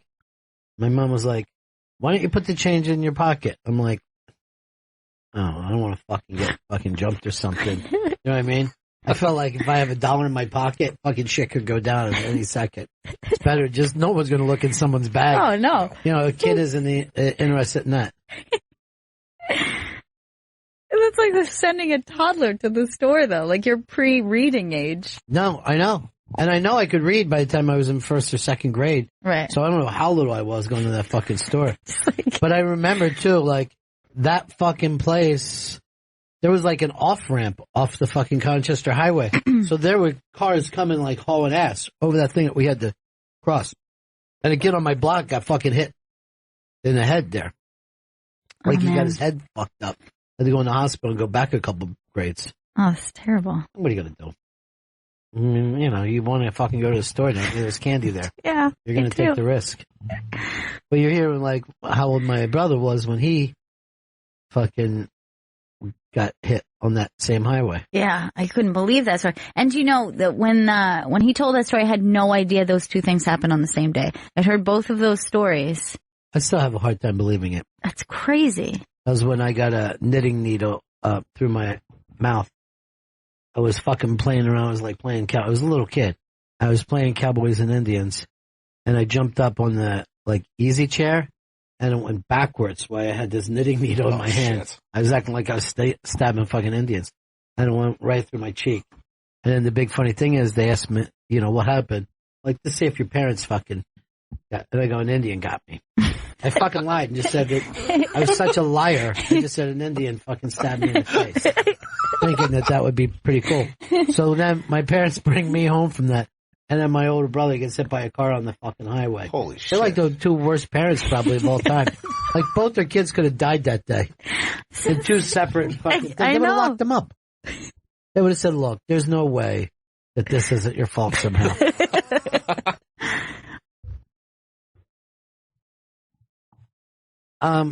Hey, Bob in Connecticut. Bob, what's up? Hey, Ron, what's going on, man? Hey. Here's about my old grandmother, Irish lady, used to cut her lawn, right? Uh-huh. $10, like in the 70s, $10 to cut a lawn. That was big money. That was good money, yeah. Right? So I used to cut her freaking lawn like every day, every other day. She didn't know the difference, right? But when I was done, I had to go eat the sandwich at her house. And it was white Wonder Bread. And then she used to get butter, like hard butter, not even let it get soft. And there's just big clumps of butter. And then like dried up freaking roast beef and cut it in half. It was fucking horrible. But it was like, after a while, I was like, Grandma, I got salt and lemon. It was like, it was horrible. But to make that $10, man, you had to like choke that fucking sandwich out for this old Irish lady. And she had her fingers on it and shit and everything. It's like, it was a, see ya. Peace. That was the thing. Like, why would they think butter was a condiment? Oh, it really is. They came up through different times when there wasn't even enough food. Like, your grandparents couldn't even imagine you not eating food.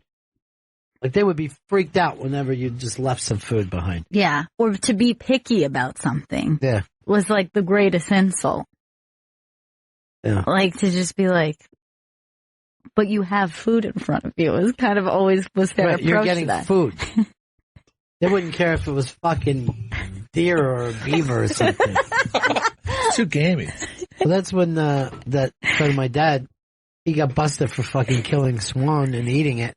And you're like, how hungry are you? You eat the fucking swan. I mean, you have so many other options. You're just like, I want a big swan dinner. The swan was in front of him. I was talking to my dad yesterday, saying how much fun he had on that. He goes, because we were all telling our stories. I'm like, you're the only one who I heard fucking telling stories. Holding court. The grandkids were really locked in. They were listening to all that shit. Yeah, that was a really fun day. Even when I was a little kid, I used to love when the old people told stories. Although, if they would say, like, when I was a little kid, we would do this, I would think to myself, you were never a little kid, you old liar. Like, I could not imagine them being children. Yeah. Like a grandparent that was like 70. They said, oh, we would have slingshots and all. I like this, like, yeah, you did. But then I'm like, no, you were always old and you know it. And I'm just going to let you Santa Claus this one through. I remember my great-grandmother telling a story about working, she would have been like a teenager, early 20s something, and working in a restaurant as a waitress. And like, this guy came in and he was like making eyes at her. And I remember just thinking, come on, really? Like that was so, it was just like, it was so hard for me to imagine her as like some hot young thing. Just a sexual being at all. It was just like, no, you're a great-grandmother. That doesn't make sense. That could never happen. And that's when we did a three-way. That was my first three-way. What? Yeah, two guys, they double-donged me outside. No! Wow.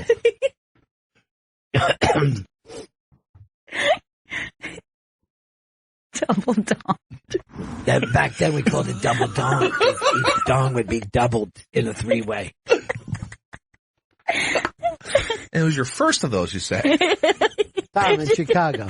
Just specify first. Tom. Hey, how you doing today? Hey, man.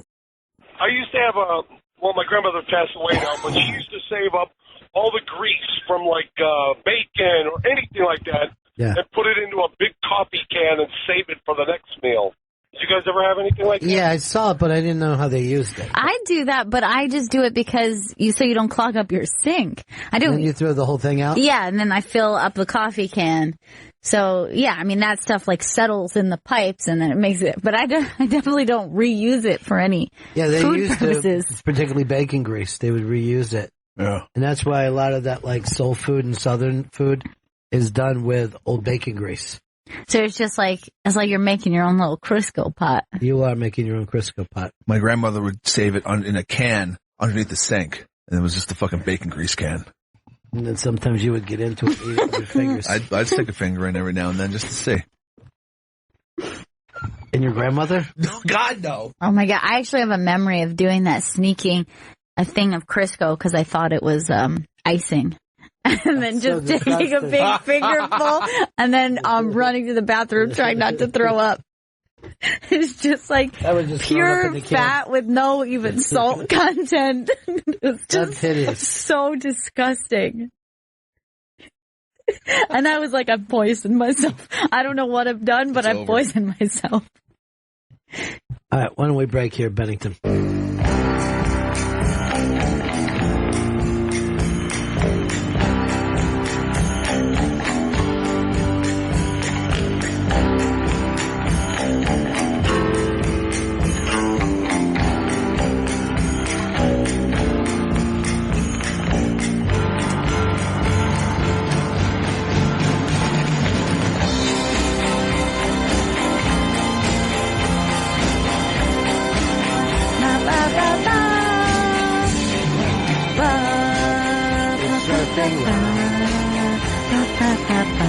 Welcome back to Bennington. Thanks.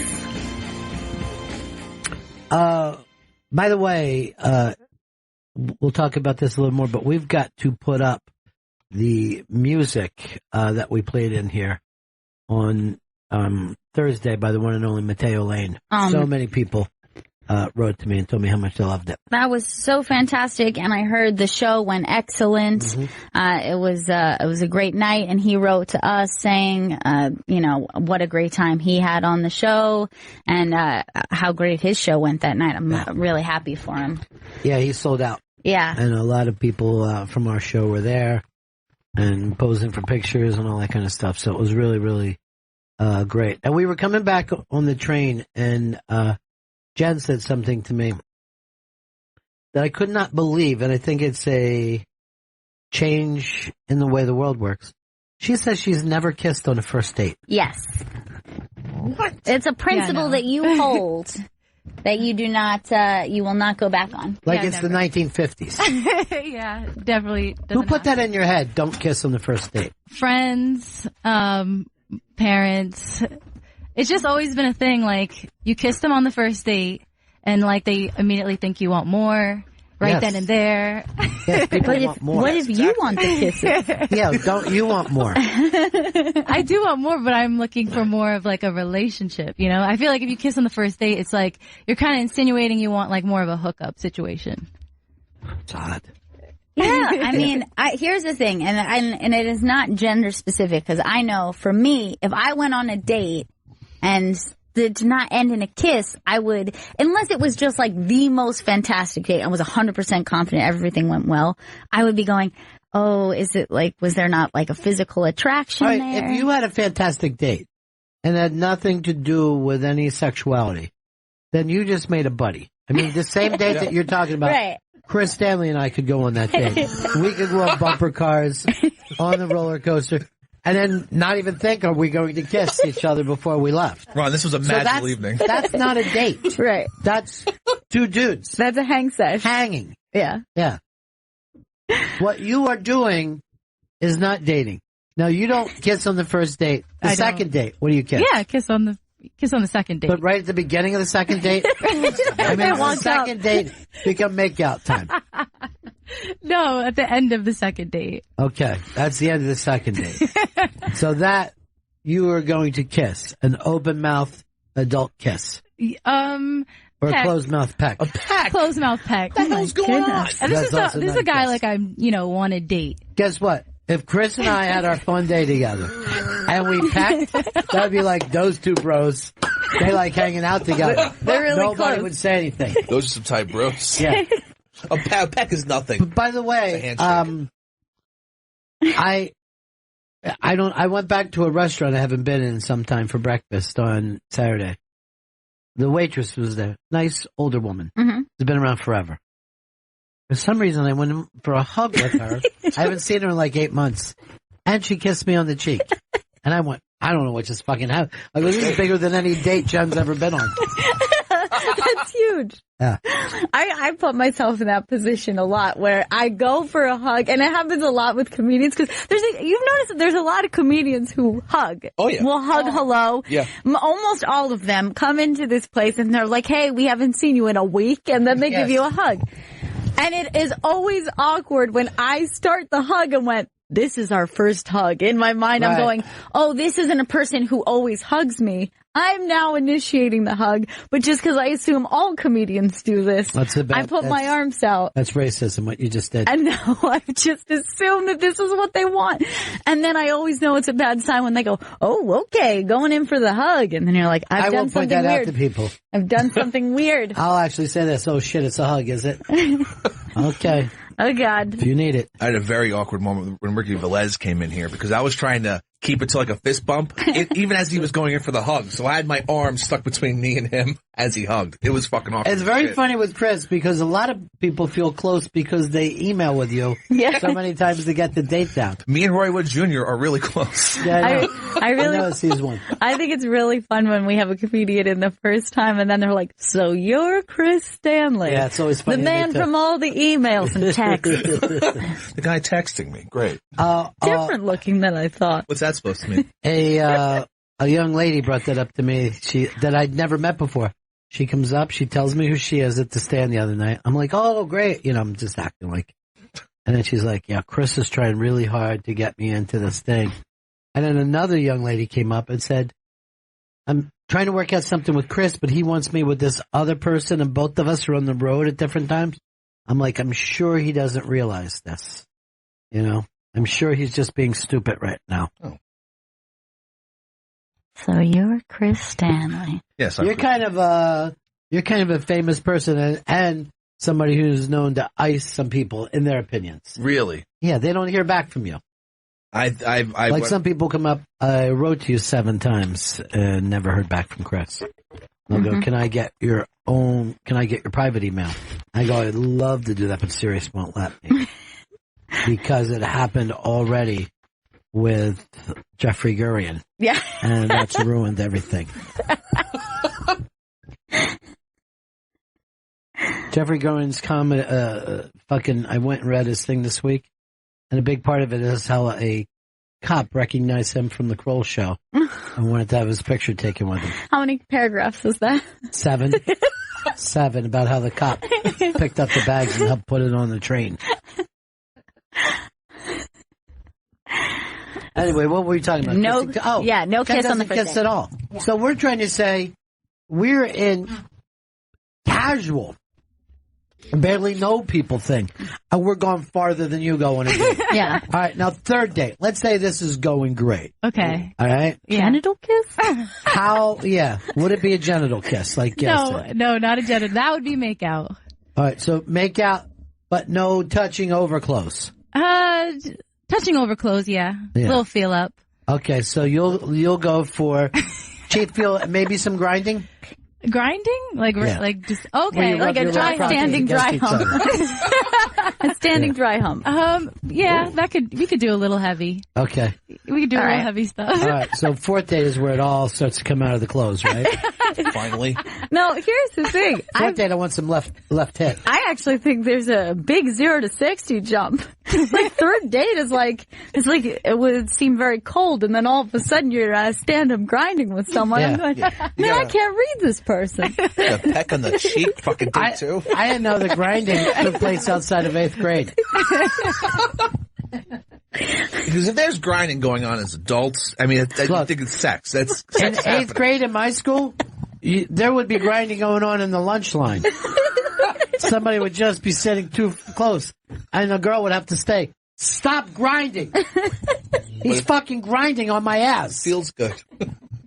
And I would be like this. I don't think he was grinding. There's not a lot of room here. All right, so you would do 8th grade grind. So now, date 4. I mean, it's all clothes on. are off, right? I mean, at that point, we're kind of in a relationship. Oh my God. So Chris didn't even know he was in a relationship. And you had sex how many times with the girl? 24 24 times. And he still thought that he could break up by text. Yes. And then he's saying to us, oh, this crazy girl's acting like this is a relationship. And you swear to God it was 24. I swear to God, there was a lot of sex going on. So you swear on your parents' souls. On my parents' souls, on their ashes, whatever you want. Whatever you want. Souls is what we I don't care about their ash. So their eternal souls, Ron. Oh my God, Chris! I hope you are telling the I'm truth. telling the truth 100%. Everyone knows that's for realsies when I you know say it's that. realsies. The worst thing that I hate about working here is that I miss my favorite show, Trump, and that's on right now. And Trump is saying through Spicer that Trump is serious about working with Democrats after what the Republicans did to him. Oh yeah, they cut him. Fuck yeah, I'll work with Democrats. And that, I mean, you just can't get, no matter what you think of him as a man or a president, he's an unbelievable TV show. He's Did you see what he did to the German counselor, or in the prime minister in private? Is this when they were making meth? Oh, I'm thinking of Breaking Bad. Yeah, when he wouldn't fucking shake her hand or just... No. He also, this wasn't reported until later, he just gave her a bill for $300 billion for NATO. For this is what you owe us for us helping you. And also... Where does he get a check But like then he that? also said that he made it up himself. It wasn't anything official. But somebody had just typed it up in the back and just said, yeah, this is an invoice that we're looking at from you. And it was just but you just made that number up. $250 billion, $50 million in interest, they said. They're like, yeah, they just ballparked it. Now, she just ignored him, right? There was something... Yeah, she's like, look, you wouldn't even shake my hand a minute ago. You're treating me like Jen on a first date. No, here's the other thing with... He doesn't do this with dudes, but he's going to hand her... I know. He doesn't like the ladies that much. He doesn't. He doesn't think they should be working, I think. Right. And he doesn't care for them if they have a flat chest. It makes it very difficult to be a 10. Yeah, that part is true, though. You know what I mean? You're trying to be a 10. Very busty. Now, Jen, you're willing to, as the Raspberries put it, please go all the way on date 4. Provided all the... We're going to have a serious conversation beforehand, though. Where do we stand right now? But here's something... Wait, talk about the exact opposite of Viagra. You know what I mean? But here's the thing that interests me, and maybe this says a lot more about me than Jen. It would never occur to me to call something a relationship before you have had sex with that person. Yeah, because it could be terrible. Yeah. It's that's a tryout. That's true. That's you find out that he had a dick like a can opener. Yeah. Meanwhile, you're calling this guy your boyfriend. Yeah. When we break up, I'd find some sort of way to, It would be the can opener dick. Yeah. You got to be honest. Oh, see, when we committed to each other, I didn't know you had that can opener dick. And you can't blame me for this. No, she doesn't represent the millennials, right? No, I think that she's all her own. Yeah. Do you think most girls feel? I don't know. I would say my friends, at least, they do think like this. I know, but you and your friends look like you still have cotillions. I mean, you're very, I've seen your pictures of you and your friends. Yeah. It's odd. It's odd. It only exists in movies, what you guys do. It is really weird. From my experiences on Tinder, she's a black sheep. This is crazy. First of all, that black sheep, do you even know what that means? It doesn't mean rare. Odd man out? No, nothing like that. Oh, I was black totally sheep is the bad person. Oh. The black sheep of the family is the bad person. There was no reason to call her a black sheep. Doesn't fit in to anything. I took it as what pure you're looking for racism. is black swan. Is the that rare it? black swan. That's yes. it. There you go. No, I'm not going to do your work for you. Black swan, Ron. All right. Chris is out of this conversation from this. Yeah. From this point on. Oh, God, I'm dying up here. I wonder what happens if I die now. Will I go straight to heaven or? Definitely. For all your good deeds? That's probably true, too. And the comedy and joy you've brought to this world? Tell you this, I probably have brought more joy than anything that Mother Teresa ever did. Yeah. I mean, she was like so unfunny. I mean, every time I saw her, she was talking about sick kids. I'm like, I don't get it. I'm not laughing. I'm not getting it at all. This is terrible material. Now, with first kiss, right?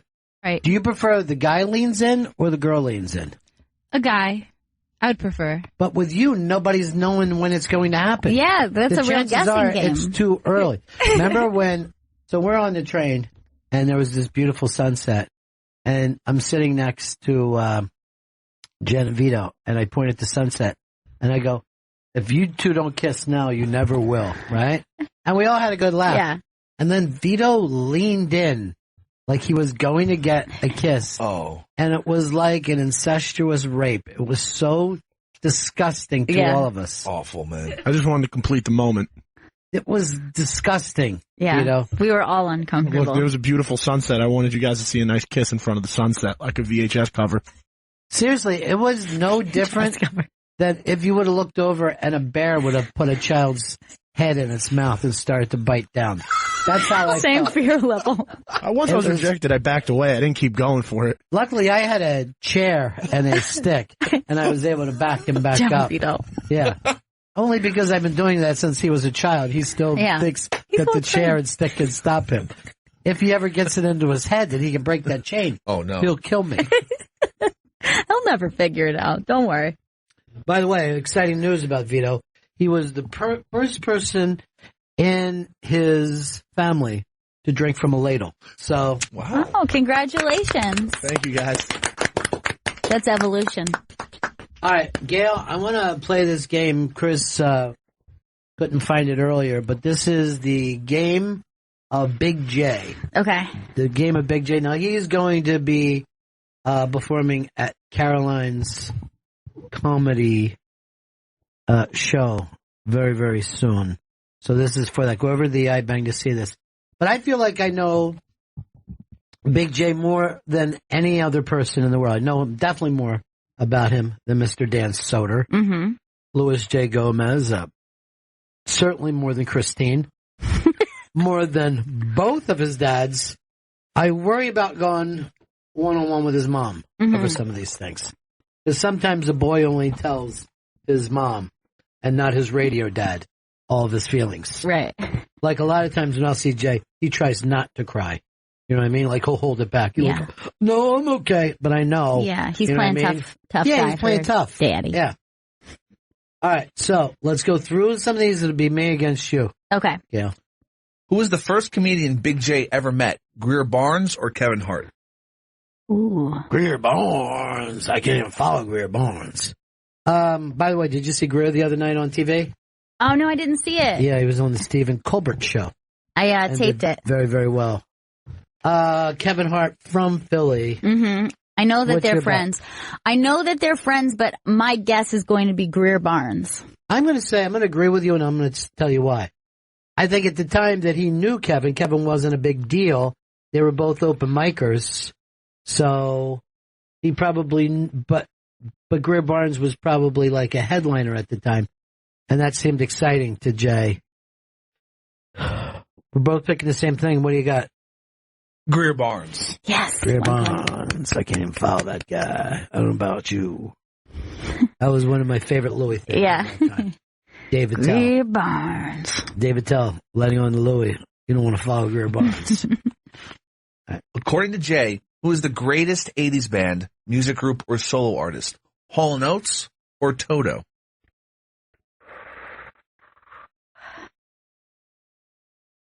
The tough thing here is Jay doesn't know jack shit about music. He's a Philly guy, so I'm going to naturally assume that he's going to hometown it and say Hall & Oates. All right, I will go with the opposite. I will pick Toto. Based on what?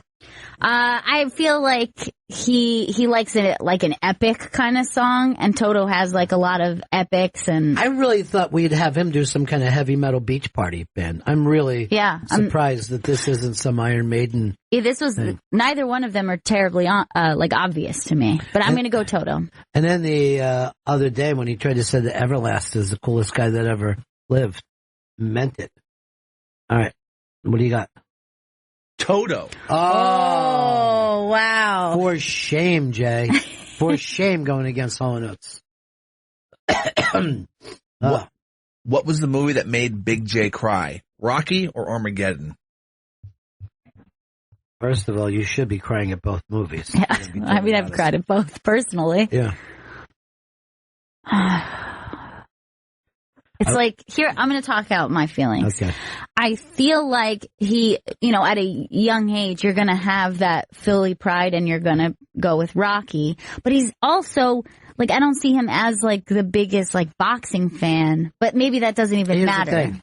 He probably, being from Philly, he probably doesn't remember the first time that he saw Rocky. It's just kind of in your bloodstream there. He'd be the exact right age for Armageddon. Right. And let me tell you somebody who say you wouldn't cry at Armageddon. Liv Tyler, wedding, puts a fucking picture of her dead dad up there. If I was in the church, you would have heard somebody openly sobbing. I'm going to Armageddon. I'm going to go Rocky. Armageddon. Oh. We're tied up now. Tie game. We each got two, right? Two each. You know what? That's twice he backed out of the Philly thing. Yeah. Wait till he says that the Eagles aren't his favorite fucking team. he's going to be like, I like the San Diego Chargers. Like the lightning bolt. This is up on the iBang if you want to play along with it. And they were giving out tickets to see Big J at Caroline's, which he's invited us over to that show. I might be at the Stand that weekend, though. The Stand's my first love. I'm not going to lie to you. Stand man. How does Jay drink his coffee? Black, like a real man, or 3 pumps of Kai coconut milk hold the coffee? Okay, first of all, let's pronounce chai. Chai. Why are you saying Kai? I thought it was a hard C. All right, now let me give it to us again. How does Jay drink his coffee? Black, like a real man, or 3 pumps of chai coconut milk hold the coffee? Is that even a coffee if you don't put coffee in it? I mean, best you could call that a boy's coffee. I'm going to take my guess first. Yeah. My guess is that he is a light and sweet type. So I'm going to go with the chai, coconut milk, and all that. I have a feeling. I feel like that's so ridiculous. But why else would we put it there? That's what I worry about. Right.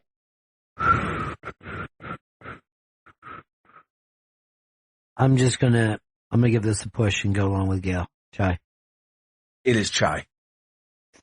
I feel like I just drafted off you, though. I think I've seen him on some, like, he always has, like, a pre-show coffee.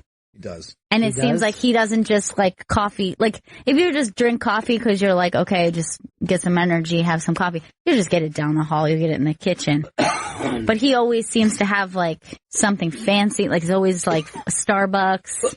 I knew That's an interesting one. That's good. I always see him with that pre-show herb. He loves his herb. Yeah. What did little Jay want to be when he grew up? Male porn star or cowboy?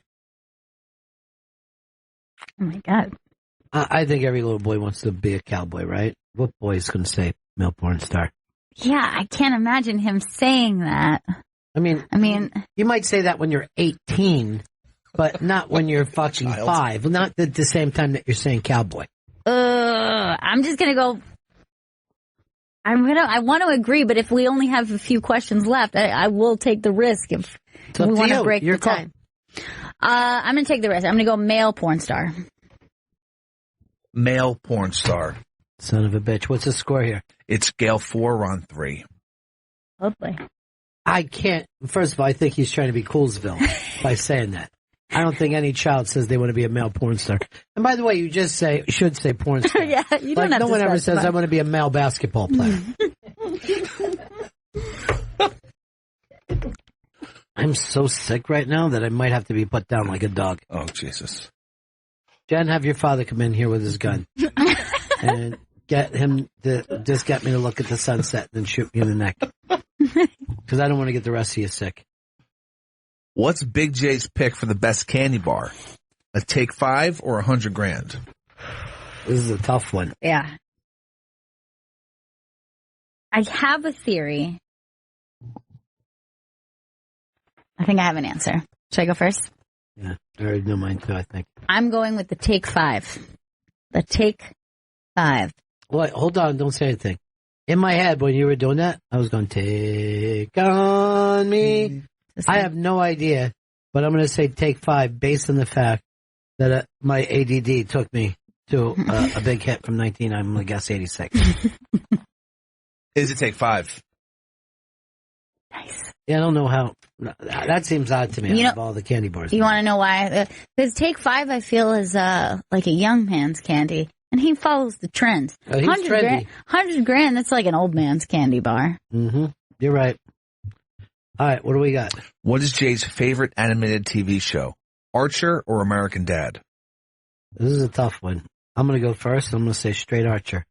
Based on what Gail said about him being edgy. Yeah, there's no way American Dad is his favorite. It's got to be Archer.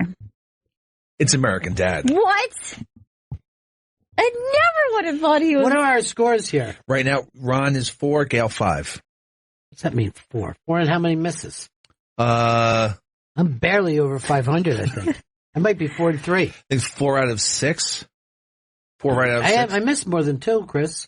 4 to 7, then. You're just making stuff up. You don't even know. All right, what do we got? Did Jay ever fake an orgasm? Yes or no? I know he raps it, and that makes it easier to fake the orgasm. And I'm sure in Philadelphia he's had to bang some disgusting girls. Still wanted to get him on the list, and yet didn't want to actually go through. I'm going to say yes to this one. I think it's a pretty easy one. I'm going to agree that it's yes. And I even maybe recall him having a bit about it. And I think he still does it with Christine. I still think he fakes with Christine. Big J has faked an orgasm. Yes. He doesn't give us any stuff, any answers to any of this stuff? He said, when I lost my virginity so it could end and I could tell people. Well, what about all the other? Well, like, what was the Take 5? Why wouldn't you? Yeah, like I want all the Family Guy. Take 5. If you disagree, I don't want you in my life. Well, first of all, that's harsh. Come on. But why wouldn't you have told us all this stuff? Yeah, I'm interested to know the backstory here. Jay thinks every character in American Dad is perfect. I gotta admit, I never watched an American Dad. I've seen it a couple times. As to being a male porn star as a kid, turns out didn't have the dick or bod for it. That's true. He said, for his coffee preferences, I drink it 3 pumps of chai, coconut milk, cold the coffee. For Armageddon, while on a date with a white girl who was certainly not. Why weren't you telling us all this? Now we're hearing it one after another. This is disastrous. I'm not going to go see him now. Oh my God! Don't punish Jay for this. I feel like for Chris's act. Somebody must be punished. Is my science stick done? Yeah, done enough. Hello, science. Hello, science, my old friend. I've come to suck on you again. I really wish that you were a cigar. All right. How many more we got to go? All right. The score is 6-5, Gail. 2 questions to go. Okay. That's great. So if you go 0 for 2 and I go 2-0, I'm bestest guy. What is Big J's guilty pleasure TV show go-to? Bad Girls Club or RuPaul's Drag Race? All right. I've never seen either one of these. Let's write these down, Gail, and then say it at the same time. Because right now, I don't want to cheat like you did and just go in the opposite so I can move ahead. Mm-hmm. I've written my answer. I forgot to write mine down. This is secret ballots. This ballot will be kept secret until one of us decides. To share our said ballot. Yeah. Here. This is the way Jared Kushner does stuff. Did you see what Trump's tweet was about Jared Kushner today? No, I didn't see that. He goes, son-in-law. He's more like my fun-in-law, which I thought was adorable. It's nice. He's a good standing. And then Rock said something adorable about his dad, his chick's dad, who was the drummer for Boston. Yeah, just saying about how great he was. He was like my second dad and all that. Oh, that's sweet. I thought you would have been all over this story, Vito. I know you like to rock. I'm more about his workout videos than anything. Oh, God. I'm just telling you, a man died from Boston. Bad. And this city. I'm sorry, I didn't realize it was a death. Well, that means you're not listening to this show even for a second. All right, are you ready to say that again? What is Big J's guilty pleasure TV show go-to? Bad Girls Club or RuPaul's Drag Race? I have, let's go, Gil. Bad Girl Club. Both of us said Bad Girls. Bad Girls Club. Because I knew that would be really mean if he watched RuPaul and didn't discuss with me. His reasoning, girls fighting and nudity. Two of my lifelong faves. All right, what's next? This is the final question. Mm-hmm. The most I can hope to do is tie. What would you be doing if not stand-up comedy? Me? Big J. Oh. Big J. I was going to say radio. What's he got? Big J says. No, there's two fucking answers you give us. No, there is. This is the last question. There is. This is the bonus so you're just question. Why would give it you away? announce that? You almost gave it You away. fucking lunatic. Man, you don't know how to be the host of a game show. I'm not very good at it. And why are you doing it, man? Why are you fucking doing that? Did you ever have a touch to lose, man? Man, that's Applejack. Man, that's Big J. That's the bonus question, man. Seriously, this should be the fun thing. And you took it, and you just sucked the fun out of it. I didn't want to suck the fun out of anything. I'm going to ruin your Tinder date. Oh, shit. When are you going out with Bronchi? You're definitely... Bronchi, I should be going. I'm seeing Wednesday night. Who's Bronchi? Bronchi is the girl I slept with 2 weeks ago, 2 Sundays ago. I don't even remember that. That's when I came in late. Oh, yeah, I do remember that. Yeah. I remember that was one more of those and you're fired. Oh, shit. And then I tried to come in late, hoping that you would think that you could too, but it didn't work that way. I just stood outside that day, tried to get him to come in late. All right, what's he want to do? I'm gonna write yours down. I'm gonna say he wishes he could be on the Philadelphia Eagles football team, the Eagles. And my answer, rock star. Jay's answer, camera guy on Bad Girls Club. 1,000%. Get off the fucking Bad Girls Club. I mean, you could do anything on the crew of Bad Girls, just cameraman. Why aren't you just like the producer? Then you can make them sleep with you and punch you if they want to be on the show. I saw the Cash Me Outside girl got her own show now. I think that the news is she'll be making $1 million by the end of the year. $1 million a week? I'm sure just $1 million on the year. That's fucking nothing. If that how often does she have to say her catchphrase? Constant. Catch me outside, how about that?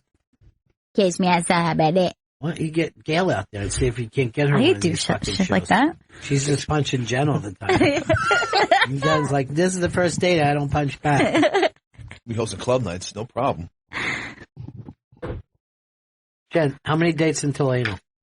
Oh, no dates. No, you'll be wearing a strap-on performing on the guy. You mean no date necessary? No, that's not on the table. It's not on the menu Have for you you. Tinder anal yet, Chris? Not with my penis, but with mouth and fingers, sure. But it's not anal. That's not anal. No, ass play. That's ass play. Ass play. There you go. The fact that you're eating ass, you should be doing anyway. Tinder or no Tinder. Oh, yeah. It's just kind. Oh, yeah, sure. Cruel to be kind in the right measure. And the measure is ass. I mean, why would he even say something just so disgusting? Just a simple no would have done. It's something I never would have thought I'd hear out of a non-Russian. Like a Russian I could imagine saying. Not fingers, mouth, yes. Not dick. It's just nobody asked which for one this. of us won the Big J contest? That was Gail. She won 7-6. Yeah.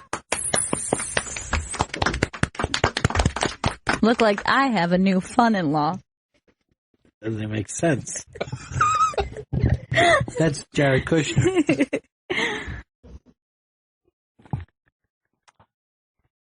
I don't know what's going up with him.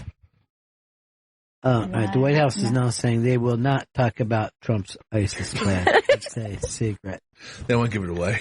It's a secret. Sure. Because you'll just go back and tell ISIS if I tell you. I would say this against ISIS. Trump should tell him, 3 o'clock after school, next to the bike rack. You're going to get jacked the fuck up. I will jack you up. Just a fisticuffs, though? Like Trump versus head of ISIS? Whoever you want. Bring everybody you want. You want to bring your fucking boys? Let's do it. They'll show up with Bannon. Will be there. Priebus. Drones. Paul Ryan. He fucking runs with a pretty fucking tough crowd. He does. You think his kids and Kushner will be there too? I know his boys will be. Anybody goes after fucking Trump, those boys are just keeping him back. I don't know about Kushner. Kushner's pretty busy. Kushner's in. Nobody does Rumble without Kushner. I tell you this, I think Kushner's probably a little jealous about the way Trump starter talks about Trump. Oh, yeah. I think Kushner said this. You got to bring him up now? Yeah. In the middle of our intimate lovemaking? You got to mention your dad's name? Why? That's his way of jumping in. He says, why? As if he's in an improv with me. You would go to the other fucking person. Go and do their thing, not mine. You don't both improv the same guy. I tell this every time. Chris, you should see how hard Vito's laughing. Vito, come on in here, because you understand. You've got a film background, right? Yes. He does. He does. Hey, did you fucking have a 30-minute fucking short film premiere at a theater, Chris? No. He's got a point. You hated it every second of film school. Yeah, Dude, but he graduated, though. And unlike you, I've seen his film play in a legitimate theater. Yeah. Mm-hmm. What theater was it? The SVA Theater, where Inglourious Bastards premiered. Seems like a scam to me. What's scamming about it? And how long was that film? It was 28 to 30 minutes. That's unbelievable. I thought it was 2.5 hours. I thought I was never getting out of there. Oh, my God. At one point I yelled, I can't breathe. No, he did a comedy. Yeah. A senseless comedy. Bigfoot. But do you see where I want you to start directing him. When I improv a character, he just does the same character with me instead of moving in and playing the other character. Yeah, you can't both be that guy, Chris. You got to pick the other guy. You're both going to create your own character. Do it. Yeah, Look, do it. Here's what me and Chris went to UCB one night, right? And we were like doing a dating scene, right? And he sits next to me on my side of the table talking to and an invisible girl with me. I'm like, no, one of us has got to be on the other side of the table. Are you sure about this? Yes, I am sure. To improv, you've got to do the other character. And you never do. You just do me. Why? You need to create a world of characters, Chris. Thanks for the fucking tip, Vito. Why don't you Vito's got a point. Why don't you start working with Vito a little bit? Throw him $25 every time he fucking teaches you some Fuck stuff. that. Why not? I Yeah. don't have $25 to throw him anything. It's a literal tip jar when he gives you a tip. $25 you owe. I'm getting in the hole real quick. That's right. He's got a lot to teach you. Because I want you doing 8 lessons a week. What? I'm in deep shit You here. know how long it's going to take him for you just to realize there's not just one person in this? We both can't dress like Rocky and go in and throw the same punches. One of us has got to be Apollo Creed. I don't mind being Apollo Creed, but I just have a feeling that if I did, you would be Apollo Creed. This is not good. There's got to be a bicycle built for two. We both can't ride in the back, Chris. All right. I'm starting to get this now. Do I owe you $25? No, it's all for Vito. It goes my way. Let me give it to you instead. Why? What's your problem with Vito? I'm not throwing Vito any cash. Why? He could teach you some fucking things you need to know. I have to see this movie. You know, first. and traveling with them, it's not easy because Chris gets in a thing like, I'm not sitting next to Vito. And it's like, what are we, so children? Annoying with that. Yeah. You went to your own chair. Yeah, I sat by myself. It was Why? and you saw Vito's face because Vito Yeah. loves friendship. I don't want to sit alone. I don't want to be by myself. I wanted somebody to come sit with me. See, and then that- Jen and that- Chris both turned me down. Until strangers got on the train, and I was like, well, now it looks like, Jen, you don't want to sit next to a stranger, Yeah. do you? Jen, there was a rapist that got on in fucking Baltimore, and Jen jumped over and got next to Vito. Yeah. No. Chris just sat with the rapist. So that's business. And I predicted it too because I said you guys took up 3 different sections. Yeah. And I was like, as soon as this train fills up, Jen's seat is getting taken first because nobody's going to Right. look over at Vito and Chris and be like, this is who I'm going to sit next to. They ran it, Jen. It was a while before even anyone sat next to me. Jen had to move out of people's way. No, it was going to look like one of those Japanese fucking videos. Where they're fucking grabbing those girls on the train. But the girls have too much class to act like it's happening. Yeah. What's that called? Oh, I forget the name of Public groping. No, there's a... It's assault, brother. It is assault, but they don't call it that. It's They not should. called public groping? Yeah, they should just put up assault. Well, by the way, I read a thing with John Mayer and his love for RedTube. That he went in pretty deep. RedTube? Really? Yeah. And he also explained how difficult it is to be John Mayer in the dating world. That women would much rather turn down John Mayer and have that story Really? than go all the way with John Mayer. That's surprising to me. I know this is one of those interviews that he does every few years that he immediately wishes he didn't do. So why did he feel the need to go deep on his RedTube choices? He's a pleaser, and he gets somebody from Rolling Stone there, and he just tries to be as interesting as he can, you know? You should be going to Pornhub. No one goes to RedTube anymore. It's the gold standard. Why don't you write that into fucking Rolling Stone? That's the only thing that you got out of it. Where do you go, Vito? I'm ItalianCocks.com. I frequent Free Ones, Bang Bros, the Brazzers Network. Wow. You are a Brazzer boy, aren't you? I like Brazzers. You know, I like the stars. I like familiar stars that I know. You don't like Reality Kings? No, Reality Kings is weak. Sometimes I found a subreddit called Take a Penny, Leave a Penny, where some people put up passwords for these sites. Yeah. You don't go to black.com? Nah, you told me about that last week, but I never heard of it. What happens there? Black.com is just white women with African American men. And they got black.com? They got black. That's amazing. Impressive. Got that early on. I thought at least Pearl Jam would have grabbed that. Yeah.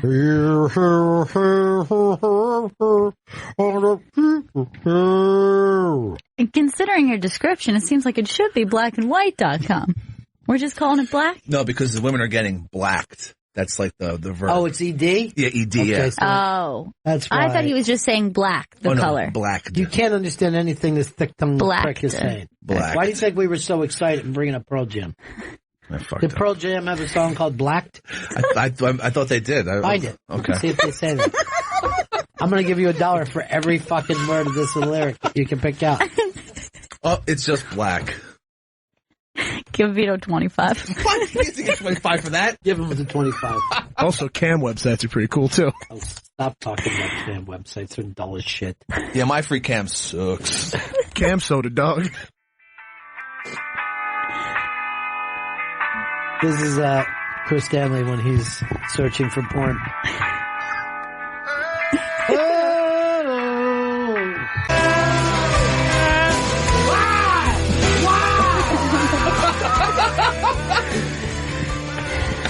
The fuck were we doing in the 90s?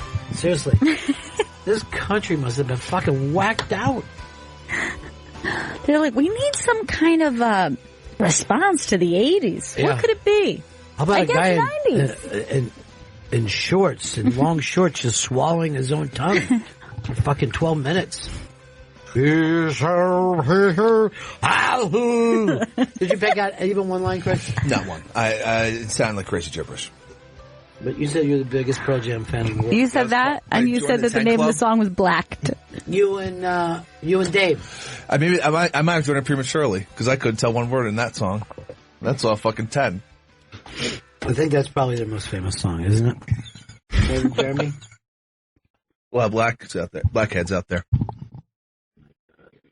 That could have been considered racist. Oh, boy. It's worse and worse. Yeah. Give Vito 25 for that. Give him 25. For racism. That's 50 you made so far today, Vito. Guess I'm going to Venmo him this cash. You're going to Venmo it, make it private. What do we need to do? Break here, We need to Chris? break here, yeah, one last time. Why don't you tell me in your Eddie Vedder voice? Say it like Eddie Vedder would say it.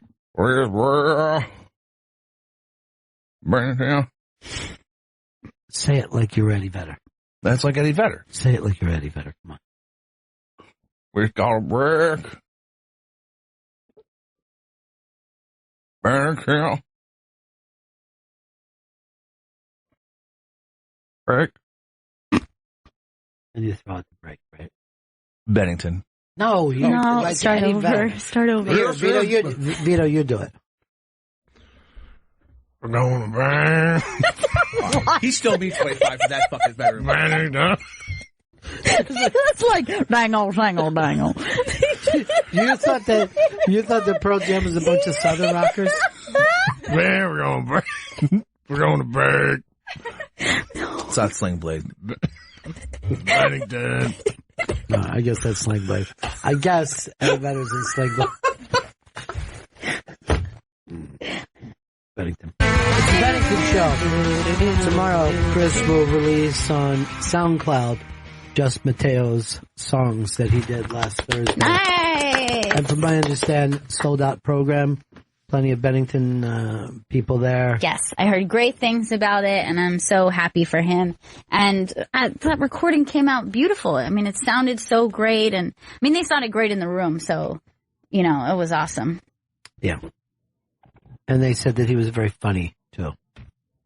Yeah, he's I mean, how can you not like Mateo? Like, he has, like, one of those personalities. Well, I will tell you, he did say about your mom, hey, it's Gail's mom, not Ron's chick, which, you know what? I don't mind riding in the back seat because that's the kind of driver I am, a back seat driver. At least you're in the buggy. You know what I mean? Oh, look, I am buggy proud, 100%. I mean, I know he didn't say anything about Vito, so I'm happy about that. Yeah, at least he was not included.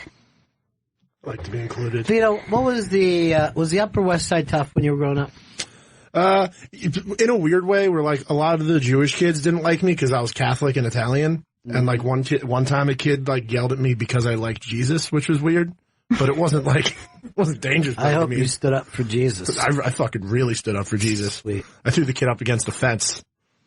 I don't like to hear about you beating down Jews. I don't. That's not a good thing. We shouldn't talk shit about our Lord and Savior. See, that comes across like you're the I know. alt-right. That's bad. And, you know, if you study the teachings of Jesus, he always wanted you to throw someone up against the fence if they I always wronged used to you. bring up the fact that, hey, remember that time he went nuts? One time I had Martin Sheen on the show, along with his son, Emilio Estevez. And they had told this story where he had sent Emilio, when he was a little kid, they lived in the Upper West Side, down to the to get something, a pack of cigarettes or something. Mm-hmm. And Emilio was mugged. And he goes, yeah, but that was different times, this city was different. I go, yeah, it was worse, Martin. It was the 1970s, and you sent a little boy out into the street, right? And I noticed that I had hurt Martin Sheen's feelings, somebody that I deeply admire. And I tried to cover, because Emilio was fucking falling out. He thought it was the best thing he ever heard. They had just done a movie together. But I saw that Martin Sheen was like, oh, everyone's thinking I'm a bad dad. Even with my good kid. And, now, Charlie, everyone just started to think Charlie was crazy a couple years ago. But I remember Charlie Sheen back in the 80s. He was in Rolling Stone. And this is after he had done a couple of hit movies for Oliver Stone. And he said that he was backstage with U2. And, excuse me, I'm dying. And he said to Bono, what's the key? And, I mean, U2 was the biggest band in the world at the time. They're what, every once in a while, once a generation, somebody gets that big. And he's like, what's the key? And he said that Bono said to him, well, you better put that down, son. He's pointing at his whiskey. That's the devil's urine, right? So, Charlie said, at that point, I put it down. I haven't picked up whiskey since, which, he always says shit like that. Right. And then the following week, Bono was like, what the fuck is he talking about? I drink every day. Why would I tell somebody not to drink? Oh, my God. I love to drink. That is so hilarious. He goes, I don't remember any of this. I fucking love to drink. Loved it. I never would tell someone that. Yeah. That's so funny. Looks like that devil's urine really got to him. He was so drunk he didn't know who fucking told him not to drink. I like it was Bono. Also, specifically whiskey. Like if somebody says that, what they're talking about is alcohol and drugs as an umbrella. He's like, specifically whiskey is bad? I'll never touch it again. You know, I guess he learned a lesson that he has to learn every fucking day. Charlie Sheen winning. Tiger blood. Yeah. His angels. Now he's AIDS blood. Yeah. Or this is just HIV blood. I think it's just HIV, but he That's says nothing. You can't find it in his blood anymore. Good. Good for him. Good. It's the tiger blood, I guess, that did it. Yeah. Counteracted. I didn't know. Now I'm wondering if he ever had it. No offense to him, but just a publicity stunt. See, like with modern day medicine, like I tried to explain to you. Yeah. With the cat with feline AIDS, it's treatable. They can live a full life. Are you going to get that cat or no? I'm going to get a cat on my own terms. I'm going to get a cat when I'll go to the ASPCA and get a cat. Our friend Leslie, who is great film reviewer, also works with cats, I guess. I don't know whether it's unmarried cats or something along those lines. Unmarried cats. And she has offered to help you, to take you out. Oh, Would nice. you accept? No, I don't want anyone forcing a cat on me. How's that forcing a cat? If I go out, love to go. I'm gonna feel like I'm forced to get a cat. No one's pushing me into getting a fucking cat. No one's pushing you into getting a cat. Cat. You said you wanted a cat, right? Eventually, yeah, I'll get a cat. What's eventually? I don't know. I mean, you set up for 7 years in the future. You put on your Tinder thing that you love cats. This is how this we wanted started. to help you to get the love of your life, a cat. You have a lot of cat lies. One, that you put that you love cats on Tinder. I do Then like the cats. other thing that you said was your mom loved animals, but she did not own any animals. Well, no, because she fucking put it on me that, oh no, we had a baby, we had to fucking kill all our cats. So I had to hear that. She literally killed the cat. Oh, they went up to his farm upstate, but I know they put him down. You didn't even remember this cat. I'm not sure you could just walk into a vet and be like, can you just put this cat down? I have a baby now. Like, I'm not sure if that's how it works. They had like 4 cats. I feel like I'm just hearing a lot of lies coming out. These aren't lies. And why do you love cats so much, knowing that your mom chose between you and cats? Is it guilt? Do you feel you owe cats? No, because I never had a pet, right? All right, let Leslie she just wrote to me. I'm going to pick him up after this. She said that you guys are going to look at 250 cats today. You don't have to feel Get a cat, dude. She said you don't have to feel pushed, but you're leaving with a cat. Don't feel like this is being forced on you. Okay. But she's got a cat carrier that she's giving you for free. That way you can take it. Is there a cat in it? She said that you can take it to Austin with you. Oh, that's great. No. Will you travel with your new cat? I'm not going to have a new cat. B, I ain't traveling with it. Let me just call her hotel and make sure it's cat friendly. I think it would really calm you down. You could use a cat. Dude, I agree with you, man. 100%. And that's another tip, so that's $25 for me. It's bullshit. It's bullshit. I'm not giving I agree with Vito, though. No, but he is yeah. right, man. That's what you need to chillax. You think? Yeah, you're all like tense and you're just wound up all the time. I'm pretty juiced up, yeah. I think you going home and just petting a cat at night would be really good Oh for my you. God, it's therapeutic. I don't know. I don't see it. I'm keeping everyone away from Ron right now. He's all mine, kitty. What would you name your cat? Oh, that's a good question. Ron Bennington. Ron Bennington, the cat. No, Jeff, maybe. You did I give her like a human name. You went from Ron Bennington to Jeff. Yeah, your name's jumping around Gurion. The cat. Seriously, would you just call your cat Jeff? Yeah, I would just call him Jeff. I think that's a decent, good name. You know Gurion doesn't like to be called Jeff. That's why I would call him Jeff. Yeah. Why don't you call him Petey Joe? I always like the name Petey Joe. That's a good one. Yeah. I don't like initials for people, though. No. Mm-mm. I know we can't use the word anymore of what I think it sounds like. But, like, it sounds always too much like BJ to me. You know what I mean? I get it. Other F word. Mm. So you're going to get this cat today? Or? No, I'm not getting Why a you cat name it today. after You gonna get 2 cats? Trump or Spicer? Why you name Spicy cat? Yeah, why don't you name your That's cute. your cat Jared Kushner? Or maybe Milo. Milo the cat. Milo seems like a good name for a cat. Is it Milo and Otis? Or maybe little Alex Jones. What kind of breed? I mean, if it's I'm not paying money for the cat. I'm getting a free cat, so it's going to be a mutt cat. Well, you're going to Or a have to. street cat. You're We can really get you nice cats for free if we do a couple plugs. Oh, I'd rather have just. Oh, how nice you think, though? We'll get you one of the finest fucking cats in the known world. Once he found out there was a deal, he got really excited. Talking Maine Coon? What are we talking about? Cat Coon. Cat Coon. Why don't you call it Miss Kitty? Ooh, sexy. Oh, boy. Why don't you just name it what you're going to do to it? Name it Finger Bang. Chris, you cannot finger bang your cat. Then why have the name? And I already know how you feel about ass play. This is FB the cat. That's why he didn't want the AIDS cat. I know. First of Believe all, me, it was suspicious to me. Yeah, that's why. He was afraid it would Because transfer he to him. immediately asked me if you can catch AIDS from a cat. And I went, yes. dude. Shit that you do with a cat, you could catch it. Just put a condom on when you're banging your cat. I mean, I would do that. Why don't you name him Condom Cat? CC. All Why don't you condom take the fucking AIDS cat? Girls will love you. I'm not taking the AIDS cat. I don't think these random women I'm meeting want to hear AIDS come up, even if it's feline AIDS. If your Tinder bio said, I rescued an AIDS cat. No, they're just going to see AIDS and like, fucking swipe left. No, they're not just going to stop reading once they see the word AIDS. Like your cat, you're an AIDS survivor. Don't write AIDS friendly. And they'll get it. They'll understand what you mean. I ain't putting AIDS or HIV into the goddamn bio. If you What like was that accent he just so had? much. Ain't Yeah. AIDS or And why didn't you fucking take that cat that Fez killed that time? Oh, why didn't you? didn't know he was killing the cat. That makes me so sad. I would have taken that cat. Fez lied to us for like 9 months. We're like, he was going away somewhere. I'm like, hey, do you want me to come down and feed the cat? Oh, I think he was going to the nut hut. I go, you want me to do it or I can have one of the interns? He's like, no, cat's okay. He was still lying away, which is kind of why he was in the nut hut. You know what I mean? Like, if you can't tell someone, I don't have a cat anymore, you know? And he had Paulo lie about the cat too, because Paulo stayed with him at one point. And he made Paulo keep up his lie? Yeah. Yeah. Is that who eventually told us? Because Paulo will Yes. always sell you out.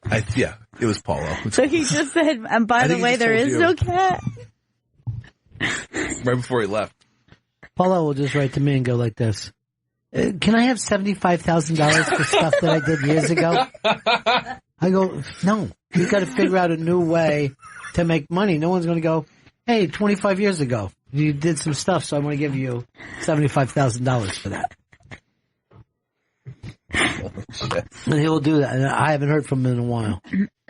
Because it seemed like he was pissed about it. Then he would also always say that he's going to kill himself, but he never does. No. Not that I'm trying to dare him right now. Please don't send that message. All right, Chris, you're going to get a fucking choice. Okay, what's the choice? It's you. You can either get the AIDS cat. Yeah. Or Paulo living with you, or BL living with you. Oh, fucking AIDS cat every fucking time. So you're saying you'll do it? No, I'm not doing it. But if I had the choice, it came down to that choice, fucking AIDS cat. All right, what about Crazy Jen? She told me that she felt like something was happening between you two. You Yeah, think? I think during a yoga session. Yeah, when you guys were asked to ask during yoga. Mhm. And when I did that bridge, she was riding me. So Yeah, she rode the bridge. Big time. still fucked my back up though. That's okay. The thing is, at least you're good at it now. I At least think you're a I'm yoga master. Yeah, exactly. So bendable. You're good at it. How did you feel the next day? You feel fantastic? Yeah, I You felt know? pretty limber. Pretty limber and pretty namaste. I You kept saying did. namaste to me. I did hate first of all, the way you yelled when you were getting spanked, which is Yoga 101. You should have been able to handle that easily. Thank you. And then, two, the way you guys were squealing just because you were bending your bodies. I felt embarrassed. She fucking really worked me over. I like to try to think of the Bennington show as SEAL Team 6. Okay. You know? I can't fly a helicopter though. Or a car. God, you're talking as crazy as her. I just don't like being slapped in the butt. Why? Where do you want to be slapped? In the balls? She can do that for you. I can take the face, not the butt. You think if fucking Chris punched you in the face as hard as he could, would you go down or just take it? A punch? Yeah. From Chris, I could take it. You're a fucking pussy, Chris. I'd love to punch I agree. And give him $25. I guarantee you, 25. I got a fucking $1,000 right now that said you'll break your fucking head. That's how little punching you've done in your life. I haven't been in a lot of fights. And you now. also put your thumb inside your punch. I've seen you do that before. I want to protect it, Ron. I want to protect my thumb. I know for a fact if the two of these ever fought for real, Chris would go down first, and that's only because I just don't have faith in that balance. No. Like, I think it'd be easy to knock you off your pins. I'd have to fight dirty, which I'm not above. No. You live Like, your life Vito's dirty. solid. I think Vito would stay on his feet. All right. If I was to assign a murder to both you guys, I said there's somebody Ronnie B has a problem with. Yeah. Which one of you think? And I'd say on your own, go out and kill any way you want.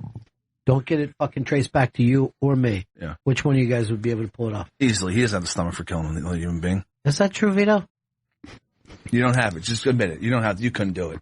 No, I mean, like, I think I could kill for you.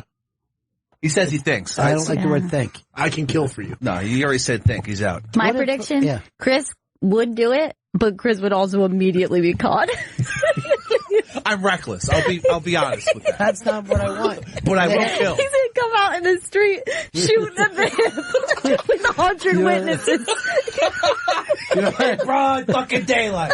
Here's what he's going to do. I did it for you, Ronnie B! And he's going to yell, Ron and Bennington says hi, and up shooting himself in the fucking foot. And then asking the guy to drive him to the hospital. Hey, we got to go. I can't put up with this shit anymore today. So tomorrow, let's have the Mateo music ready for people. Yeah, sounds good. And we'll see you again in 1974. Ladies and gentlemen, the evening is over. We hope you all enjoyed yourselves, and we'll see you all again in 1974. Good evening!